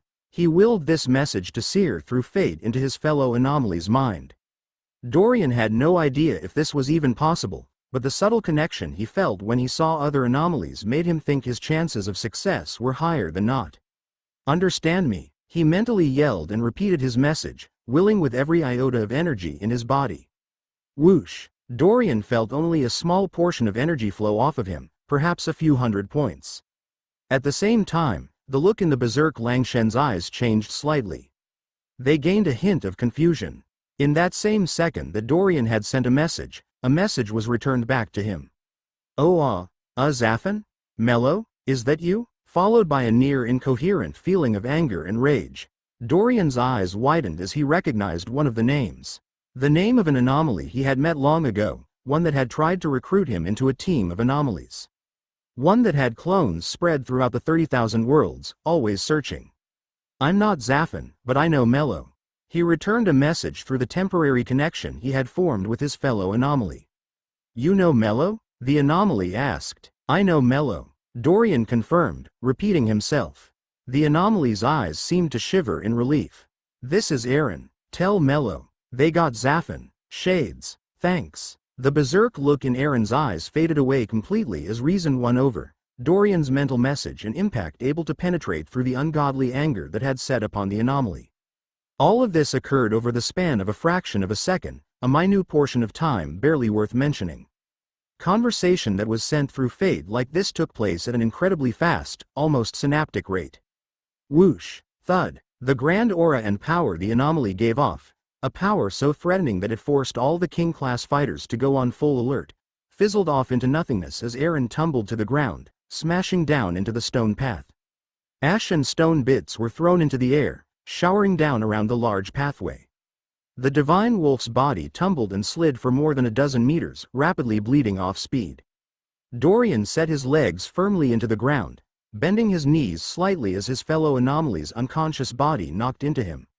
Hup! He mentally exerted himself to the extreme, forcibly stopping the large wolf body and bringing it to a complete standstill. A small web of cracks appeared in the ground from the impact. Thanks to his physical efforts, he managed to pull it off effortlessly, making it look as if he had just casually raised his hand, stopping the wolf's charge. Everyone on the stone path paused in what they were doing and simply stared at Dorian. "Ha ha ha ha. Great Lord, 1,000 apologies for having doubted you. A mere look from you was enough to send the beast unconscious. Your might has no limit." Leader's voice was filled with renewed fervor and faith in Dorian, not that he needed more of that, Dorian noted. The agile archer waltzed up next to Dorian and came to a stop, looking the divine wolf up and down. Aiden, meanwhile, had recovered and reached Mira, and was standing guard over her protectively. When he saw Dorian so ably handle the fearsome wolf, his eyes merely widened slightly. He looked down at his own arms and then back up, as if wondering if he could have stopped the wolf with a simple glance and arm movement. Mira took it all in, her eyes shining slightly as she watched one of the inheritors of her grandmother act. Taman, the diamond wizard, took it the worst of all of them. Damn it, another tough one, he one-shot that wolf like it was nothing. This is starting to look bad. A seed of worry planted itself in his heart, one that he subsequently quashed out, renewing the faith he had in himself. Great Lord, what is it? Leader asked, continuing to stare it over. After a second, however, he spun around, keeping his eyes on the half-diamond man Taman. It is a Langshen, a divine wolf. Dorian responded inadvertently, trying to figure out where to go from here. Astute observation, friend. A new voice broke in, one that slurred as it spoke, but full of mystic power. Dorian turned to look over where the voice came from, staring at a middle-aged man wearing a tight, bright pink robe, with a large gourd strapped to his back. The air around this man was pure and almost crystalline, carrying with it a calm, but powerful, aura. Head Jiro. Taman's voice sprang through the hair as he stepped forward, his eyes eager. The blue aura of solidity that surrounded him seemed to fade back, his tone one of respect. I must report, he began, but was cut off. Vice Head Taman, the department head of the Diamond Department, gave Taman a single glare. Take Wimo and fall back to the deployment zone. The entourage that came with me is waiting there. His words were mostly clear as he spoke, an authoritative tone that brooked no argument appearing. Despite that, Taman tried to argue anyway. Head, I have vital information to share. These enemies dared to disrespect the boar. Taman. Jiro didn't speak further, he simply looked at Taman. His eyes, however, were perfectly clear, not a hint of drunkenness affecting him. The duo exchanged glances. Taman's eyes shivered, the fervor in them not dying down. Instead of responding further, however, he brought his fist to his chest and bowed. He then jogged over to where the injured and passive Vice Head Wimo was standing, watching on quietly. Together, the duo set off down the path, running away. A dark air hung around Taman, as if he was incredibly displeased. Aiden and Leader watched the Diamond Wizard flee, making no action to stop him. Instead, their primary focus was on the apparent drunk that had just appeared. The department head of the Diamond Department. This is not good at all. Aiden mentally swore as he glared at Jiro, his entire body tense. He was prepared to revert to his much more powerful golden flame dragon form at a moment's notice. They had run into a department head, and not only just any department head, but the head of the Diamond Department. One of 12 walls, the strongest department heads in the Boral autarky that protected their massive empire. Famed throughout the 30,000 worlds. Jiro Cork of the Axe. The Diamond Wall. The drunk turned back towards the group, a cheery smile on his face as he began to walk towards Dorian. Astute observation, friend. This is indeed a divine being. A Langshen sounds about right. The odd wizard spoke, his voice returned to its veneer of friendliness and drunken ease. As he spoke, the wizard pulled the gourd off his back and took a long draw from it. A tantalizing, fruity scent spread out, one giving off almost visible fumes of alcohol. He walked all the way up to stand right next to Dorian. Leader stood frozen, the incredibly intimidating air that coated the department head making him go on such high alert he didn't know what to do. His pride wouldn't let him back down, but his inability to respond to the overwhelming threat he sensed forced him to stand still. The same applied to Aiden and Mira. Dorian, conversely, was spared from this for the most part. Not because he was more skilled, but because he couldn't actually interpret the dangerous sensation due to his lack of personal experience. He couldn't remember most of Ukele's memories anymore, not after Ukele woke up inside him, and had to rely on himself. He still had bits and pieces here and there, but mostly only about fighting techniques or actual physical combat practice. Thus, of the four here, only Dorian was able to turn easily and reply. Yes, the Langshen are a rare breed, but only so-so in person it seems.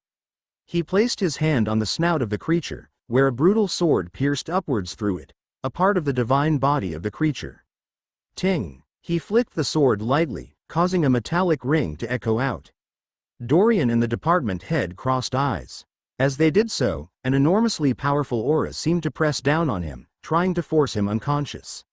The unbridled, raw sensation the others felt was concentrated and lobbed directly at him with the department head's gaze, slammed into his consciousness. His eyes wavered for just the briefest instant as he felt the huge weight slam into him. In that brief instant, a deadly, virile aura slipped out. One that was raw, chaotic, and deadly. One that was absolute. Whoosh! The air fluttered between the two, a strong breeze forming out of nowhere. Dorian activated his perfect body ability. Immediately, the world around Dorian seemed to shiver, ever so slightly. Faint permeations spread out instantly, faster than he could track. Color itself seemed to have faded slightly. Everything around him had taken on gray undertones, any bright or warm colors fading. The warm glow of the magma sea seemed to fade to a duller grayish red. The bright pink robe the powerful wizard in front of him was wearing dulled to a much drabber tone. The world around him seemed to become leached of color. At the same time, Dorian felt as if the world around him was moving in slow motion. His body didn't feel as if energy was condensed in him like with his condense ability. Instead, he simply felt superbly healthy and solid, as if every part of him was operating at maximum strength. As if his body was in a truly perfect condition. Dorian's vision restored itself as he gained full control thanks to his ability, blinking slightly. He had a clear memory of what had just happened, however, recognizing the aura that had just barely slipped out from his body. With his perfect body ability active, the extremely vast and heavy aura that the wizard in front of him was giving off seemed to slide off his body, unable to have even the slightest effect.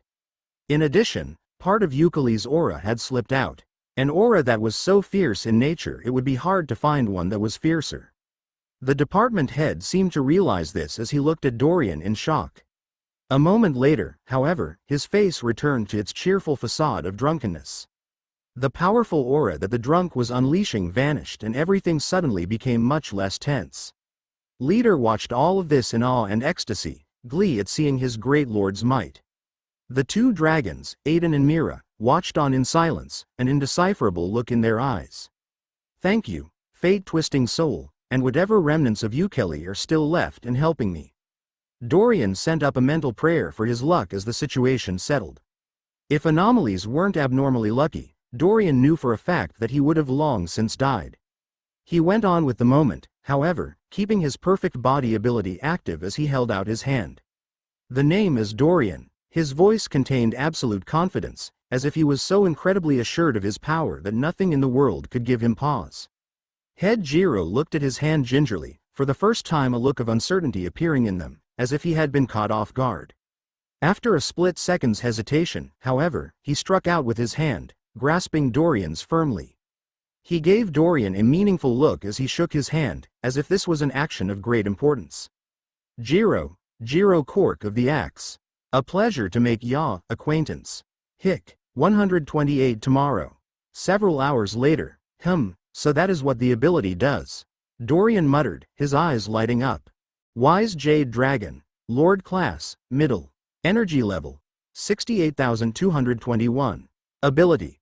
Calm Aura, Jade Memory, Jade Flames, Enhanced Magic Perception, Steady Wings, Humanoid Form. Wise Jade Dragons are powerful draconic beings that are renowned for their wisdom. Blessed with the Jade Memory ability that allows near-perfect recall, Wise Jade Dragons were among the first spellcasters to exist in the 30,000 worlds. Their enhanced ability to sense magic and the laws of the universe grants them a higher chance at entering into King class, growing beyond their bloodline's natural growth. However, their great wisdom comes with a price. Compared to other draconic breeds, Wise Jade Dragons have smaller and weaker physiques. While they are far above that of most other beasts, their overall physical might is limited in comparison to other dragons. Their Jade Flame's Dragonfire is a soothing type of flame that ranks near the bottom in attack power, but has many other uses. Dorian's Wise Jade Dragon form was still not fully grown, but he'd already gained the Steady Wings ability, again, the Jade Flames ability, and the Calm Aura ability. He already knew what the Steady Wings ability did. The Jade Flames ability appeared to have many uses in regards to alchemy and even carried healing properties if used on injuries. However, in raw strength, they were quite weak and rather useless to Dorian at the moment. The two abilities he was most interested in was the Jade Memory ability, which he hadn't reached yet, and the Calm Aura ability, which he had in fact reached. Ability. Calm Aura. A peaceful ability that releases a soothing aura, This power can be found in bloodlines that have similar, calming natures. This aura dampens emotions, and does so by drawing upon the laws of the universe to form a large, invisible bubble that minutely affects the mental state of everyone within it. It also grants the user an air of peaceful elegance, shaping the appearance others see. It was a unique ability that seemed extremely potent in the right hands. The only downside was that, to activate the ability, Dorian had to be in his wise jade dragon form. He could use the jade flames in any form, but the calm aura ability required the wise jade dragon form, and apparently only another form that naturally had the ability to be used as a substitute. Still, I'm sure I'll be able to find a use for it. He tucked the knowledge away in his head and then rubbed it. He felt a headache try to appear as he looked to the side of his room, where the body of his fellow anomaly, Aaron, lay asleep on one of the two beds in here. Instead of a large, ferocious wolf, the anomaly's physical form had transformed into that of a humanoid. A metallic plate of armor had appeared, shaped like a wolf, and covered his chest and head completely, while heavy metal armor appeared all around the rest of his body. It wasn't possible to take this armor off. This was, apparently, part of Aaron's body. Dorian had carried him and brought him back with him after rescuing him. He was slightly tempted to try drawing some of the anomaly's bloodline, but decided against it. According to Asra, the Langshen race was a type of bloodline that required a huge amount of blood, or death, to absorb successfully.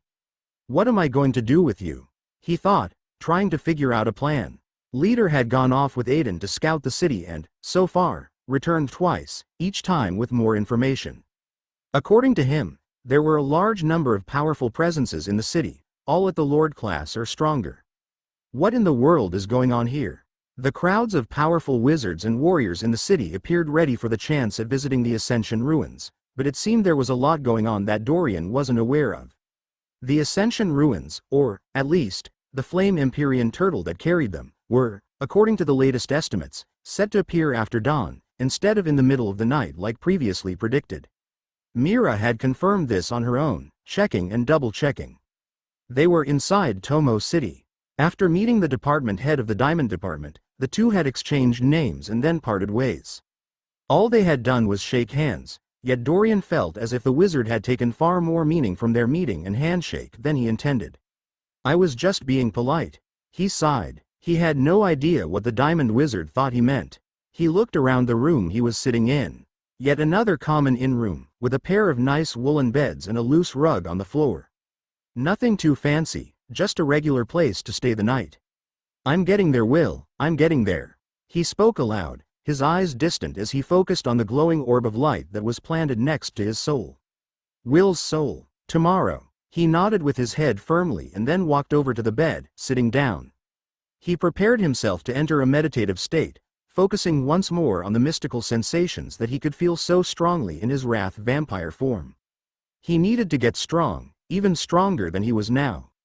Mastering the law of wrath, while focusing on evolving his forms, seemed like his best route to strength currently. The anomaly, Aaron, was fully unconscious and didn't seem like he would be awake anytime soon. Dorian decided to keep him in his room while he meditated, keeping half an eye on him. In a room not far from Dorian, Myra's shoulders trembled as she lay down on her bed, unable to fall asleep. The air around her was peaceful, yet her heart was anything but. Grandmother, I am finally going to find out what happened to you, and put your soul to rest. Tomorrow, a few miles from that common inn, the vampire Trajan stood atop an empty house near the central district of Tomo City. His eyes flashed darkly as he looked up at the dimly lit sky, the magma sea throwing up too much light for true darkness to ever settle. Tomorrow, Probis, I will redeem you. Tomorrow. Only a mile away from Trajan, Helena stared out at the dimly lit sky from one of the stone houses, her mouth twisted. A sick feeling lay in her stomach, her thoughts muddled and stressed. I can do this. I can. I will fix this. She paused, turning back to look behind her. Ariel's form lay trussed up, lying quietly on a bed, still unconscious. I will use you to lure Veritas back out, and fix everything. I'll make use of the Ascension ruins and your journey to them, Trajan. I have a plan now. She looked back up. Tomorrow. She clenched her fists. Several miles to the east of Tomo City, Head Jiro looked at his vice head, taking a long draw from his gourd of fruit alcohol. The vice-head's face was impassive as he looked back, the fervor in his eyes ever present. Go rest, young Taman. Tomorrow I will personally assist you in securing those anomalies, alongside the diamond soldiers I brought with me. First, however, we are to explore the Ascension ruins. Jiro's words slurred together as eyes flashed with delight. He was standing on a large, 100-meter-wide floating wooden platform that was hovering nearly a kilometer in the air parallel to the world bridge that connected Magore to Paxatal, the closest world bridge to Tomo City. Also on the platform was the gaunt vice-head Wimo of the Cursed Water Department, and a solid dozen warriors all wearing full-suited, clear crystal armor. Several houses could be seen, temporary structures built into the floating platform. It's not often I get to see something so interesting. Hick. Many miles to the north of Tomo City, the Holy Prince Isaac of the Shade Commune looked down at the unconscious figure of the anomaly, at its odd, slightly demonic features and the large, glowing green gem set in its head, rubbing his chin. He was standing on a small mountain of broken rock and boulders, 100 meters or so distant from the temporary camp the other shades had set up. Geralt, what do you think we should do with it? He asked a question of the piercing wizard that was standing before him. Whatever you think is best, Holy Prince. Geralt automatically responded, his voice gruff as he watched on. His eyes were troubled as he looked at the downed anomaly, as if he disagreed with the rough treatment. Isaac sighed. He picked up Zaffin's body and tossed him over to Geralt. See to it that the wizards keep it asleep. Later on, we will return to search for the fox, and see if we can hunt the other one. Isaac's voice was cool. Rest well. There will be no more holding back tomorrow. In the central castle of Tomo City, the blazing King Pavlo, the ruler of Tomo City, sat quietly in his library. He held the scepter he always kept with him in his hand as he looked out a large window, a small smile on his face. Maybe tomorrow I will unfold your mysteries, old ruins. His voice was musing, full of both intense curiosity and passion. Maybe tomorrow, not far from him, hidden high in the shadows of the library, a small bat could be seen, watching the blazing king's every movement. As all of these figures, great or small, mighty or weak, made their own resolutions, the exotic world of Magore burned onward, uncaring. The molten magma that covered the surface in hundreds, thousands, of meters deep boiled forth just the same, a massive force of nature that was awe-inspiring. On a world bridge that connected to Magore, one that landed not far from Tomo City, but also not close, a lone figure could be seen, walking peacefully. A long staff wielded in its hands, a large bead necklace wrapped around its neck.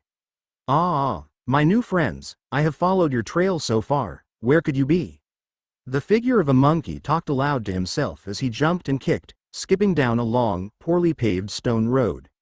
Come, Sun Wukong is waiting for thee. The monkey froze, stumbling to a halt. He looked down at his hands in confusion. A rhyme? Oh my. Number 11 seems to be rubbing off on me.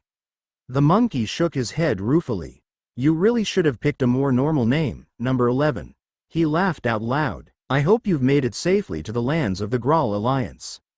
The smile faded from Sun Wukong's face as he looked forward into the distance. I hope I can make it to Magore in time. A dark, cold look appeared in his eyes, all mirth fleeing. If I get the chance, this time, Ukeli. Sun Wukong began, his voice full of such power and strength that the air around him visibly twisted, distorting. I will tear your throat out with my own hands. The next day, Dorian shifted comfortably in his bed, feeling almost as if someone was talking about him, far away. His eyes flashed as he opened them, exiting his meditative stance. He glanced to the side, noting that Aaron appeared to be unconscious still.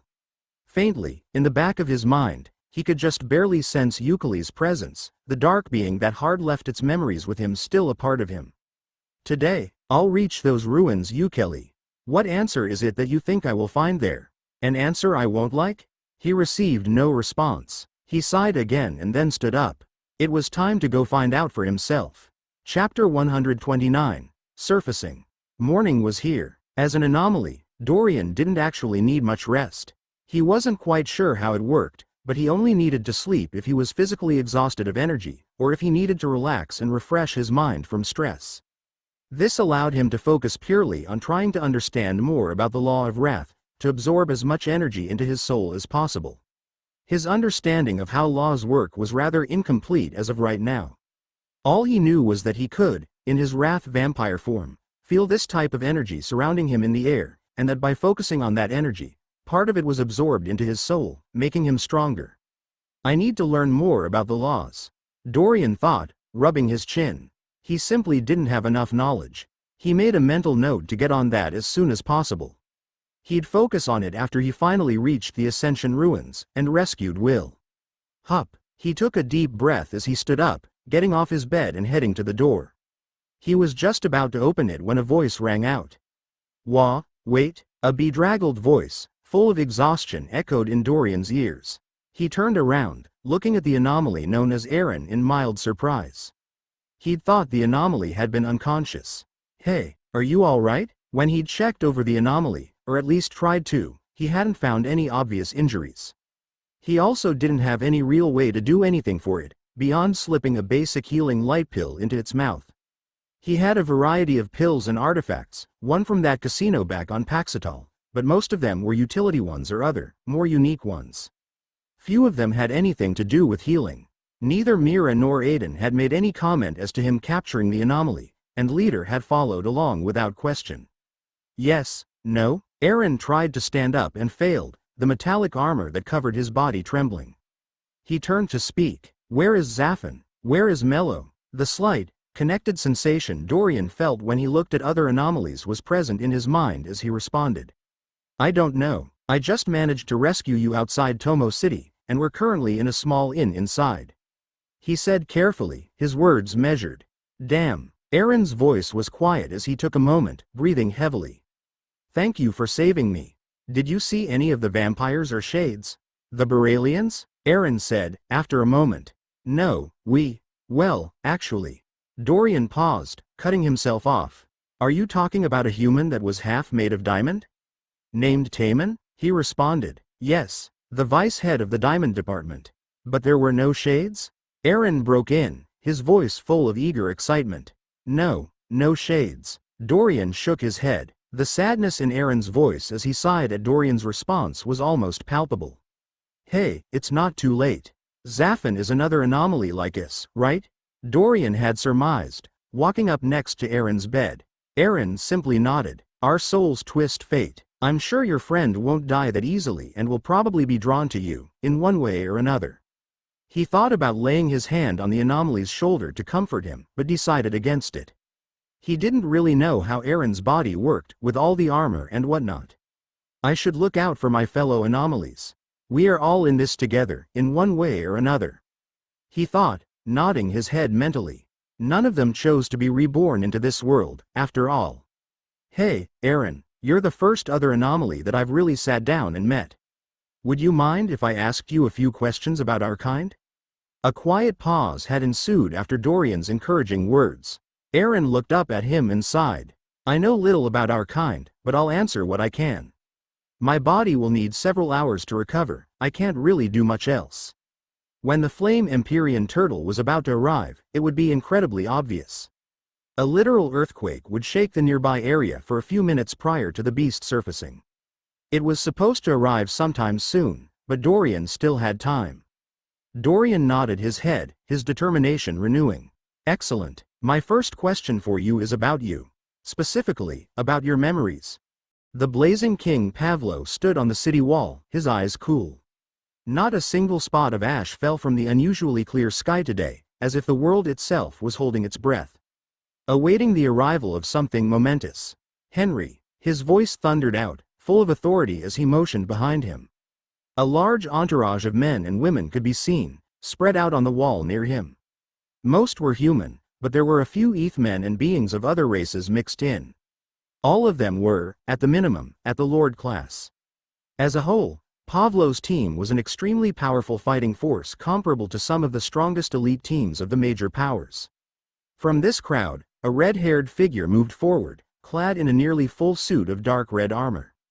A large, metal scythe rested on the man's back, gleaming sharply in the morning light. Your Highness. Henry brought his arm to his chest, a powerful, kingly aura rising around him as he spoke. I can feel it. It's about to arrive. Pavlo's voice was calm. After living here for so long, the Blazing King had gained a special awareness for the flame Empyrean turtle. The magma magic he studied was closely tied to his own experience in watching the divine beast move or attack. Tell me again, the new arrivals here to explore the ruins. Your men have planted spies in all the notable groups, correct? His eyes flashed lightly as he turned to look at Henry. Yes, Your Highness. A large number of Lord-class teams have arrived, including several high-ranking mercenary teams. The A-ranked team Black Chess, with the 2 early King-class Bold brothers leading it. The A-ranked team Cold Steel, led by the middle King-class Fanged Sharkman. And the A-ranked team Willow, led by the late King-class White Snow. Henry's voice was almost rowed as he repeated the information he had given to his leader before. Apart from them, the Holy Prince of the Shade Commune is on planet, as is the vice-head of the Diamond Department, and those members of the Aurelius Reapers that were fighting before. They appear to be embroiled in some type of battle of their own, so we are unsure if they will make any moves on the ruins. Their presence here is probably no coincidence. Even if only one of their group is here for the ruins, we will need to account for all of them. Pavlo said, rubbing his chin. How about that weird monk? Pavlo continued. The late King-class nameless monk from the Free School of Thunder? He is still within the city, and likely to take part in the hunt for the ruins. Henry nodded his head sharply. Pavlo shook his head, a small smile on his face. At least that school lives up to its founding father's reputation. The Thunder Saint Kaladin was quite the odd fellow, and the members of his school are just as odd. Pavlo shrugged. He then looked out at the distant boiling magma sea, just barely visible from the city wall. Have the men move out. It's time to go. Pavlo gave the command. Instantly, Henry turned around and began to bark commands to the large group of fighters and wizards. Those present began to split off into groups of 5, diving into their own teams quickly. Just seconds after giving the command, 6 separate teams of 5 jumped off the city walls and began to head towards the magma sea. Pavlo watched them go, his eyes calm. I can feel it. This is it. Destiny will arrive today. I will seize it, Pavlo muttered, clenching his scepter tightly.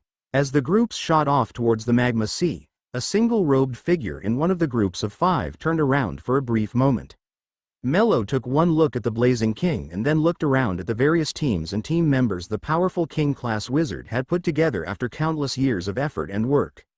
He smiled and tugged his hood over, making sure it covered him completely. This should be just enough. His words were a quiet whisper. I am coming for what you left behind. Dorian talked with Aaron for the better part of an hour. He learned a great deal from the anomaly, including several important details he hadn't known or wasn't sure about before. Only he had Asra. All other anomalies were left on their own, without anything resembling the special soul spell matrix genie he held. All anomalies had the same store of information in their soul spell matrix, however, even if they lacked an Asra. All anomalies had the ability to absorb other bloodlines and transform into that creature. However, if they wanted to combine bloodlines, they needed to absorb new bloodlines into their main bloodline in a slow, assimilating process. They didn't have access to the mystical, miraculous genie that was Asra, able to magically calculate how to combine forms and evolve. And that is all I can recall. I have no memory of any point of life beyond my appearance in a swordsmanship school, where I was first introduced to the mystery that is the way of the sword. Aaron's voice was final as he finished speaking, settling back down on the bed. Wow, that is quite the place to have landed. I landed in a random forest. Dorian nodded his head, responding. It seemed he was the only that had kept his memories of his previous life as well. Neither Aaron nor Zaphon, the fellow anomaly that Aaron was looking for, had had any other memories. A few more minutes passed as Dorian asked a few other questions, not gaining any additional information. Finally, he was out of queries. Nothing else? Aaron's voice was inquisitive but tinged with exhaustion. No, that's about it. I'll let you rest. I should be back later, but you're more than welcome to go whatever way you choose. He'd found that he got along rather well with this anomaly. Then rest I shall. However, would you mind doing me a favor? Aaron's voice wavered as he spoke. Sure, if it is within my power. Dorian nodded. The anomaly before him had proven extremely useful and informative. The least he could do was repay that.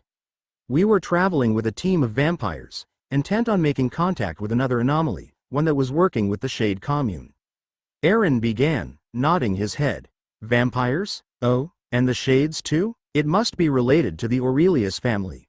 Dorian instantly thought. He was well aware that the Shade Commune and the Aurelius family were currently at war with each other.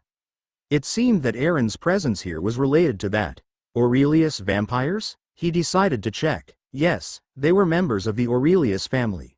Just like Helena. Dorian nodded. If you see them, please tell them that I am here, and that the Shades have Zaphon. I will try to meet up with them again, as per our planned agreement, here in Tomo City after I recover. Sure, I can do that. Dorian nodded his head a second time. But who exactly should I tell this to? He didn't know any specifics. Tell the one named he. Just as Aaron was about to continue, an incredibly unsettling sensation rose over Dorian. The world itself abruptly felt eerie, as if everything around him was wrong. Huh? A moment later, a loud, rumbling noise shook the air. M. It was incredibly deep-toned and powerful, shaking Dorian to his very bones. This rumbling murmur was potent, echoes of ancient power rippling outward through the entirety of Tomo City. Great Lord, the turtle is arriving. From outside of the room Dorian had rented, Leader's voice echoed, full of urgency. Dorian's eyes flashed as he went on full alert, blood pumping through his veins. His wrath vampire form's senses were incredibly in tune, allowing him to sense the ancient power that was in that rumbling roar. He turned towards the door, ready to leave. He stopped himself halfway, however, turning to look back at Aaron. Who am I supposed to tell about your status? He paused, motioning slowly despite the excitement boiling in his heart. Aaron's face wasn't visible behind his wolf-life metal armor, but his voice carried a tone of surprise. Oh, I thought you were going to race out before hearing. Dorian shrugged. No, of course not. It sounded like you were about to share vital information. It would be incredibly foolish of me to not take a few seconds just to hear it, so no misunderstandings or errors happen. Aaron's plated armor half seemed to shrug back as he responded to Dorian. The one you need to tell is an Aurelius vampire reaver of great power, one that goes by the name Helena. Dorian's eyes widened as he heard Aaron finish speaking, his heart dropping. Helena? Helena is here? Great Lord, we must hurry. The dragons have already set off. Most of the powerful presences in the city have set off as well. Huff huff. Helena ran forward, jumping from rock to rock as she looked out at the magma sea before her. She was several miles from the city, near where the flame Empyrean turtle was predicted to appear. She had followed one of the stone paths down to sea level. Around her, tens of thousands of boulders jutted up randomly from the magma sea, with huge gaps of lava and magma everywhere. The more stable stone paths were hundreds of meters behind her. She turned around, looking at her soul companion. Ariel's petite figure was wearing a plain brown dress and coat.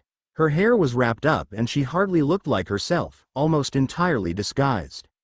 Her face was expressionless for the most part, save for a glare she would occasionally send Helena's way. Her soul spell matrix and the energy within it allowed her to ignore the stifling heat. Around her neck was a pale, silver collar. An enchanted artifact known as a Sede necklace. It was connected to a bracelet Helena wore on her arm.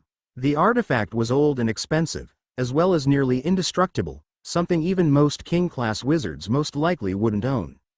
It was part of the treasures that had been prepared for Helena by the Aurelius family prior to this mission. The bracelet she wore gave her absolute control over that necklace.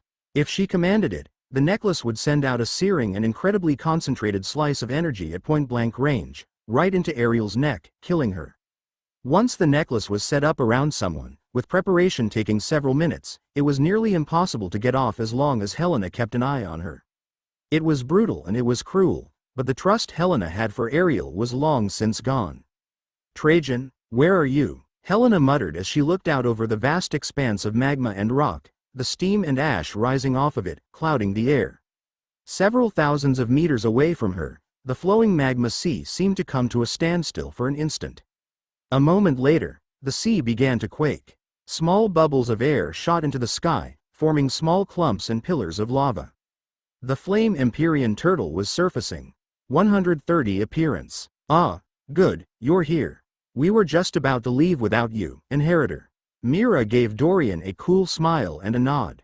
They were currently standing on the eastern wall of Tomo City. The rumbling sound had fallen to a much quieter echo, one that seemed to shake the ground itself, ever so faintly. How big is this turtle? Dorian thought, astonished by the reaction the creature's simple movements caused.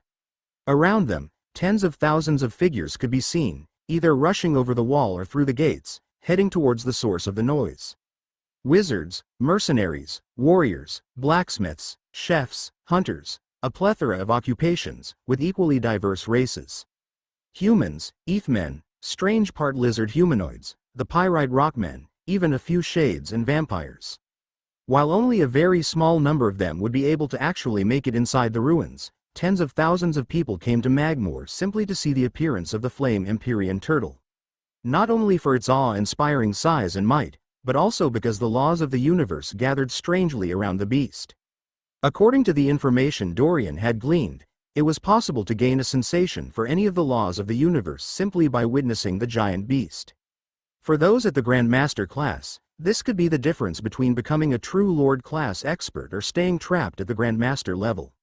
For those at lower classes, this was an excellent opportunity to gain a better understanding of whatever mystic martial art or type of magic they practiced.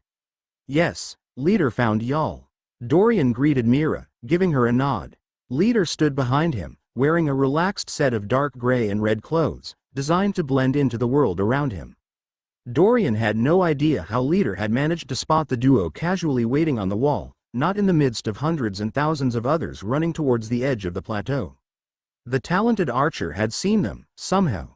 We really should have coordinated this better, Dorian thought, mentally shrugging. These great figures seemed to take so much for granted. Let's go. Aiden's gruff voice sounded off as he turned from the wall and immediately leapt forward, jumping dozens of meters high into the sky. Mira turned and followed quickly after him, the calm air around her giving her a graceful demeanor. The wall was undamaged by the impact, absorbing it the same as it absorbed the impacts of the thousands of others rushing towards the scene. I wonder if they build walls specifically knowing people are going to jump off them like this here? I mean, architects still have to plan for these things, right? Dorian shook the thoughts from his mind as he jumped in the air, his handsome wrath vampire form smoothly sailing forward. Thud, thud, thud, thud, thud, thud. Dorian's own footsteps were muted when he compared them to the sounds of the crowd of wizards and fighters running forward. A virtual wave of people could be seen, dashing across the plateau in a grand rush. Wow, this is quite a sight, he mentally exclaimed as he moved forward, going all out just so he could keep up with Leader and the two dragons in their humanoid forms.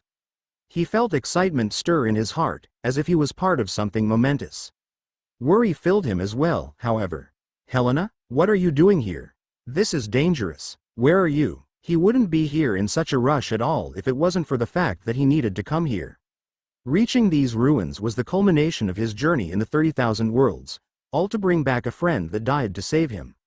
Quickly, the turtle is rising. This is a chance you can't miss, Master Dwan. This might be the break you need to reach Master Class. Out of my way, out of my way. A deluge of eager voices and yells rocked the air as everyone moved forward. Dorian and his group were some of the fastest present. Aiden led the group, giving off a foreboding air that made others willingly give way. Like that, they rapidly moved towards the front of the crowd. Soon, they reached the edge of the plateau. Several large, hundreds of meters wide stone paths led down from the high-set plateau towards the magma sea. Dorian could already make out dozens and dozens of figures moving down it. It will surface in mere minutes. It should arrive right there. Mira spoke out loud, pointing to a spot a few miles distant. The location was deep in the magma sea, distant from any of the stone paths. Thankfully, there were thousands of large, stone boulders that jutted out of the magma sea, of various sizes. Some were as small as half a meter wide and long, while others were a good 24 large. They would be able to navigate by jumping off them. Each rock usually had another near it, within a few meters. As Dorian and the others ran down the path, the crowd began to break off. The weaker members stayed on the stone path, ready to observe the Flame Empyrean turtle from afar. The stronger members would go as close as possible, leaving the path to traverse the jutting, floating boulders. Whoosh! The stone paths to Tomo City were a bit too high to reach sea level so close to the city proper, so most of the crowd had scaled down the sides of the paths, towards the sea. Aiden and Mira jumped directly from the stone path, at a height of roughly 80 meters or so above sea level, to a pair of boulders floating above the magma. As they jumped, two powerful, kingly auras released around them, allowing them to easily move through the hot air. Leader brought out the flying magic artifact he owned and jumped as well, using it to help guide his fall. Flight on Magore, whether with artifacts or through natural powers like a dragon's wings, was near impossible due to the mysterious laws of the universe that dictated how the exotic world functioned, as well as the smothering heat that constantly rose from the magma sea. That didn't mean gliding, or using a flying artifact to control a fall, was impossible, however. Leader made use of that to soar down onto a boulder of his own. Wow, they're all so nonchalant. Dorian's eyes wavered slightly. Did they not realize they were jumping over a sea of literal boiling magma? He flicked his wrist. Immediately, the cloud in a bottle artifact he'd gained on Taprisha appeared. He activated it instantly and then leapt up into the air, a giant jump of his own. His body grew lighter, allowing his jump to gain great height. At the same time, Dorian felt a feeling of pushback, as the artifact interacted with the energy of the world around him. Gradually, he felt it seemed to weaken, dragging him down. He nodded. It was just like he expected. Tap tap. He landed down lightly, his feet tapping as he skidded onto a large, several meters wide boulder. The heat from the magma sea was overpowering. At the same time, however, the energy in his soul spell matrix counteracted it. Just like how he could block out the cold on Blizzeria, he could block out the latent heat here on Magore as well. Dorian, soul status. Soul stage. Lord class, middle. Health. Perfect. Energy. 57,320 57,540 seconds. Draining 1 point per 4 seconds. It's draining a point of energy every 4 seconds, nothing too expensive, but not something I should just ignore. It must drain at a faster rate for weaker forms or beings. Staying this low to the magma sea was untenable in the long term, regardless. This way. Aiden's voice echoed lightly as he began to leap forward, jumping from boulder to boulder. Gouts of steam and spurts of lava occasionally sputtered upward, the turgid magma sea broiling and frothing at a snail's pace. There were already several figures ahead of them, jumping from boulder to boulder, closer to the area the turtle was said to surface at. Many of them moved agilely and with great skill, as if this routine was something they practiced often. All right, Dorian, you can do this. Dorian took a deep breath as he mentally cheered himself on. The heat rising off the magma sea distorted the air slightly, but his demonic eye's passive ability allowed him to see through it. Hup! Dorian ran to the side of his boulder and leapt forward, his eyes zeroing in on a large rock about 30 meters to his left. Cloud in a bottle, go! He kept his artifact activated, using it to help guide him down exactly where he wanted to land. Thud! He landed softly, his movements precise and sure. The rock he'd landed on was roughly 4 meters wide. It didn't even shift upon receiving his weight, the dark gray stone moving ever so slightly to the south. All right, he muttered and then looked up. He took a few steps forward and jumped again. Soon, Dorian had moved more than 1,000 meters away from the stone paths following an ever-widening trail of boulders and rocks. He quashed the nervousness he felt in his heart at the dangers he was facing. Here, Myra's voice cut into Dorian's concentration, drawing his attention as he gauged the distance from one boulder to another. He looked up, seeing her and Aiden standing on a particularly large rock, one that was at least a dozen meters wide. Hup! Dorian made a great, jumping leap, soaring through the sky to land down on the larger rock, near one of its sides. He landed softly, having started to get the hang of the jumping movement. He wiped a sheen of sweat off his forehead as he checked his footing, stepping away from the edge. Not a moment later, Leader's drab form appeared, landing down lightly on the large rock. Around them, dozens of figures could be seen, spreading out to hundreds of different rocks. Several of the wizards and warriors moved in groups, while still others moved on their own. He didn't see Helena, or anyone he knew. Dorian nodded at Leader, who nodded back. He then walked up to Mira and Aiden, asking, "All right, where exactly is it appearing at?" He gestured with his hand at the magma sea around them. The entire sea was vibrating. The low, rumbling noise was still ongoing in the background, and Dorian could make out faint waves in the lava, building and bubbling upward. Mira gave Dorian an odd look. "It's appearing here. That's why we're here, she responded. Dorian squinted. No, I get that. But where? What direction? He waved his hands. Mira looked at him and then pointed down. Right here. Dorian's eyes widened. Here? He pointed and looked down at the ground and then looked back up at her. Here. Mira nodded. At that exact moment, a loud roar burst into the air. The low, background rumbling noise vanished as the world around Dorian seemed to shudder. Gravity itself seemed to fluctuate as the world around him distorted for a brief instant. He felt his knees shake as he forced himself to maintain his balance. Whoosh! Abruptly, Dorian was flung upward. As was the rock he was standing on. As was the lava and magma boiling about around him. Pillars of magma and rock shot into the air, blasting high in the sky as an enormous being emerged from the magma sea. A creature that stood hundreds of meters tall, thousands of meters wide and long, a gargantuan beast that was so incredibly large it defied reason.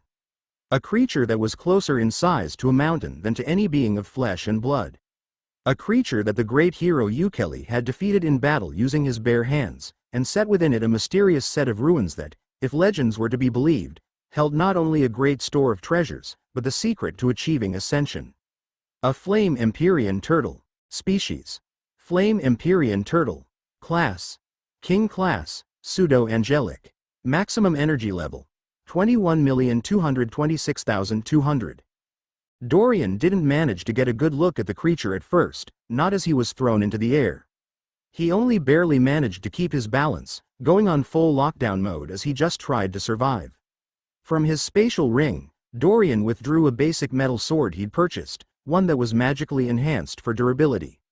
As the impact of the Flame Empyrean Turtle's surfacing flung everyone that was on top of it into the air, he threw the blade downward, slamming it into the boulder he'd been standing on.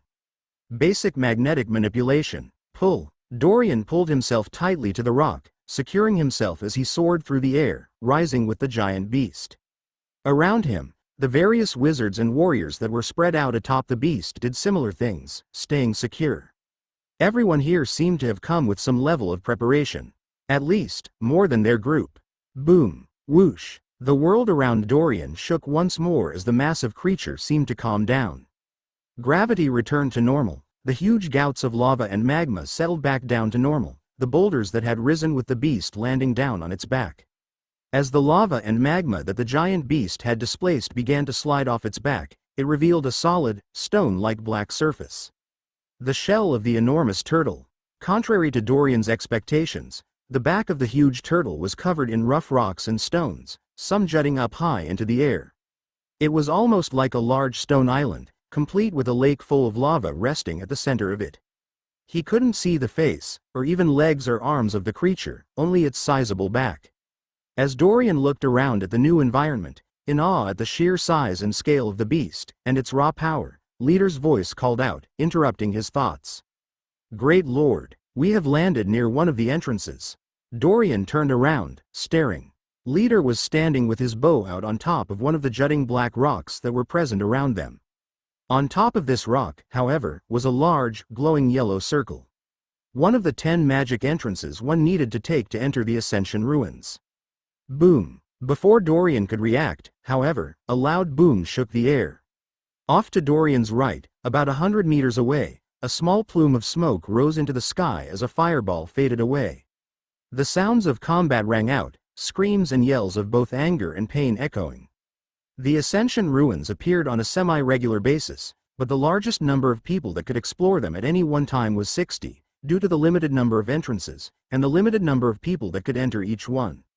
Tens of thousands of wizards and warriors all wanted a piece of the ruins and the treasures and knowledge they held. A very limited supply, but a very great demand, meant only one thing in the 30,000 worlds. A massive battle royale broke out. Dorian clenched his fist as he ran forward towards Leader, his heart determined. He would secure this entrance or die trying.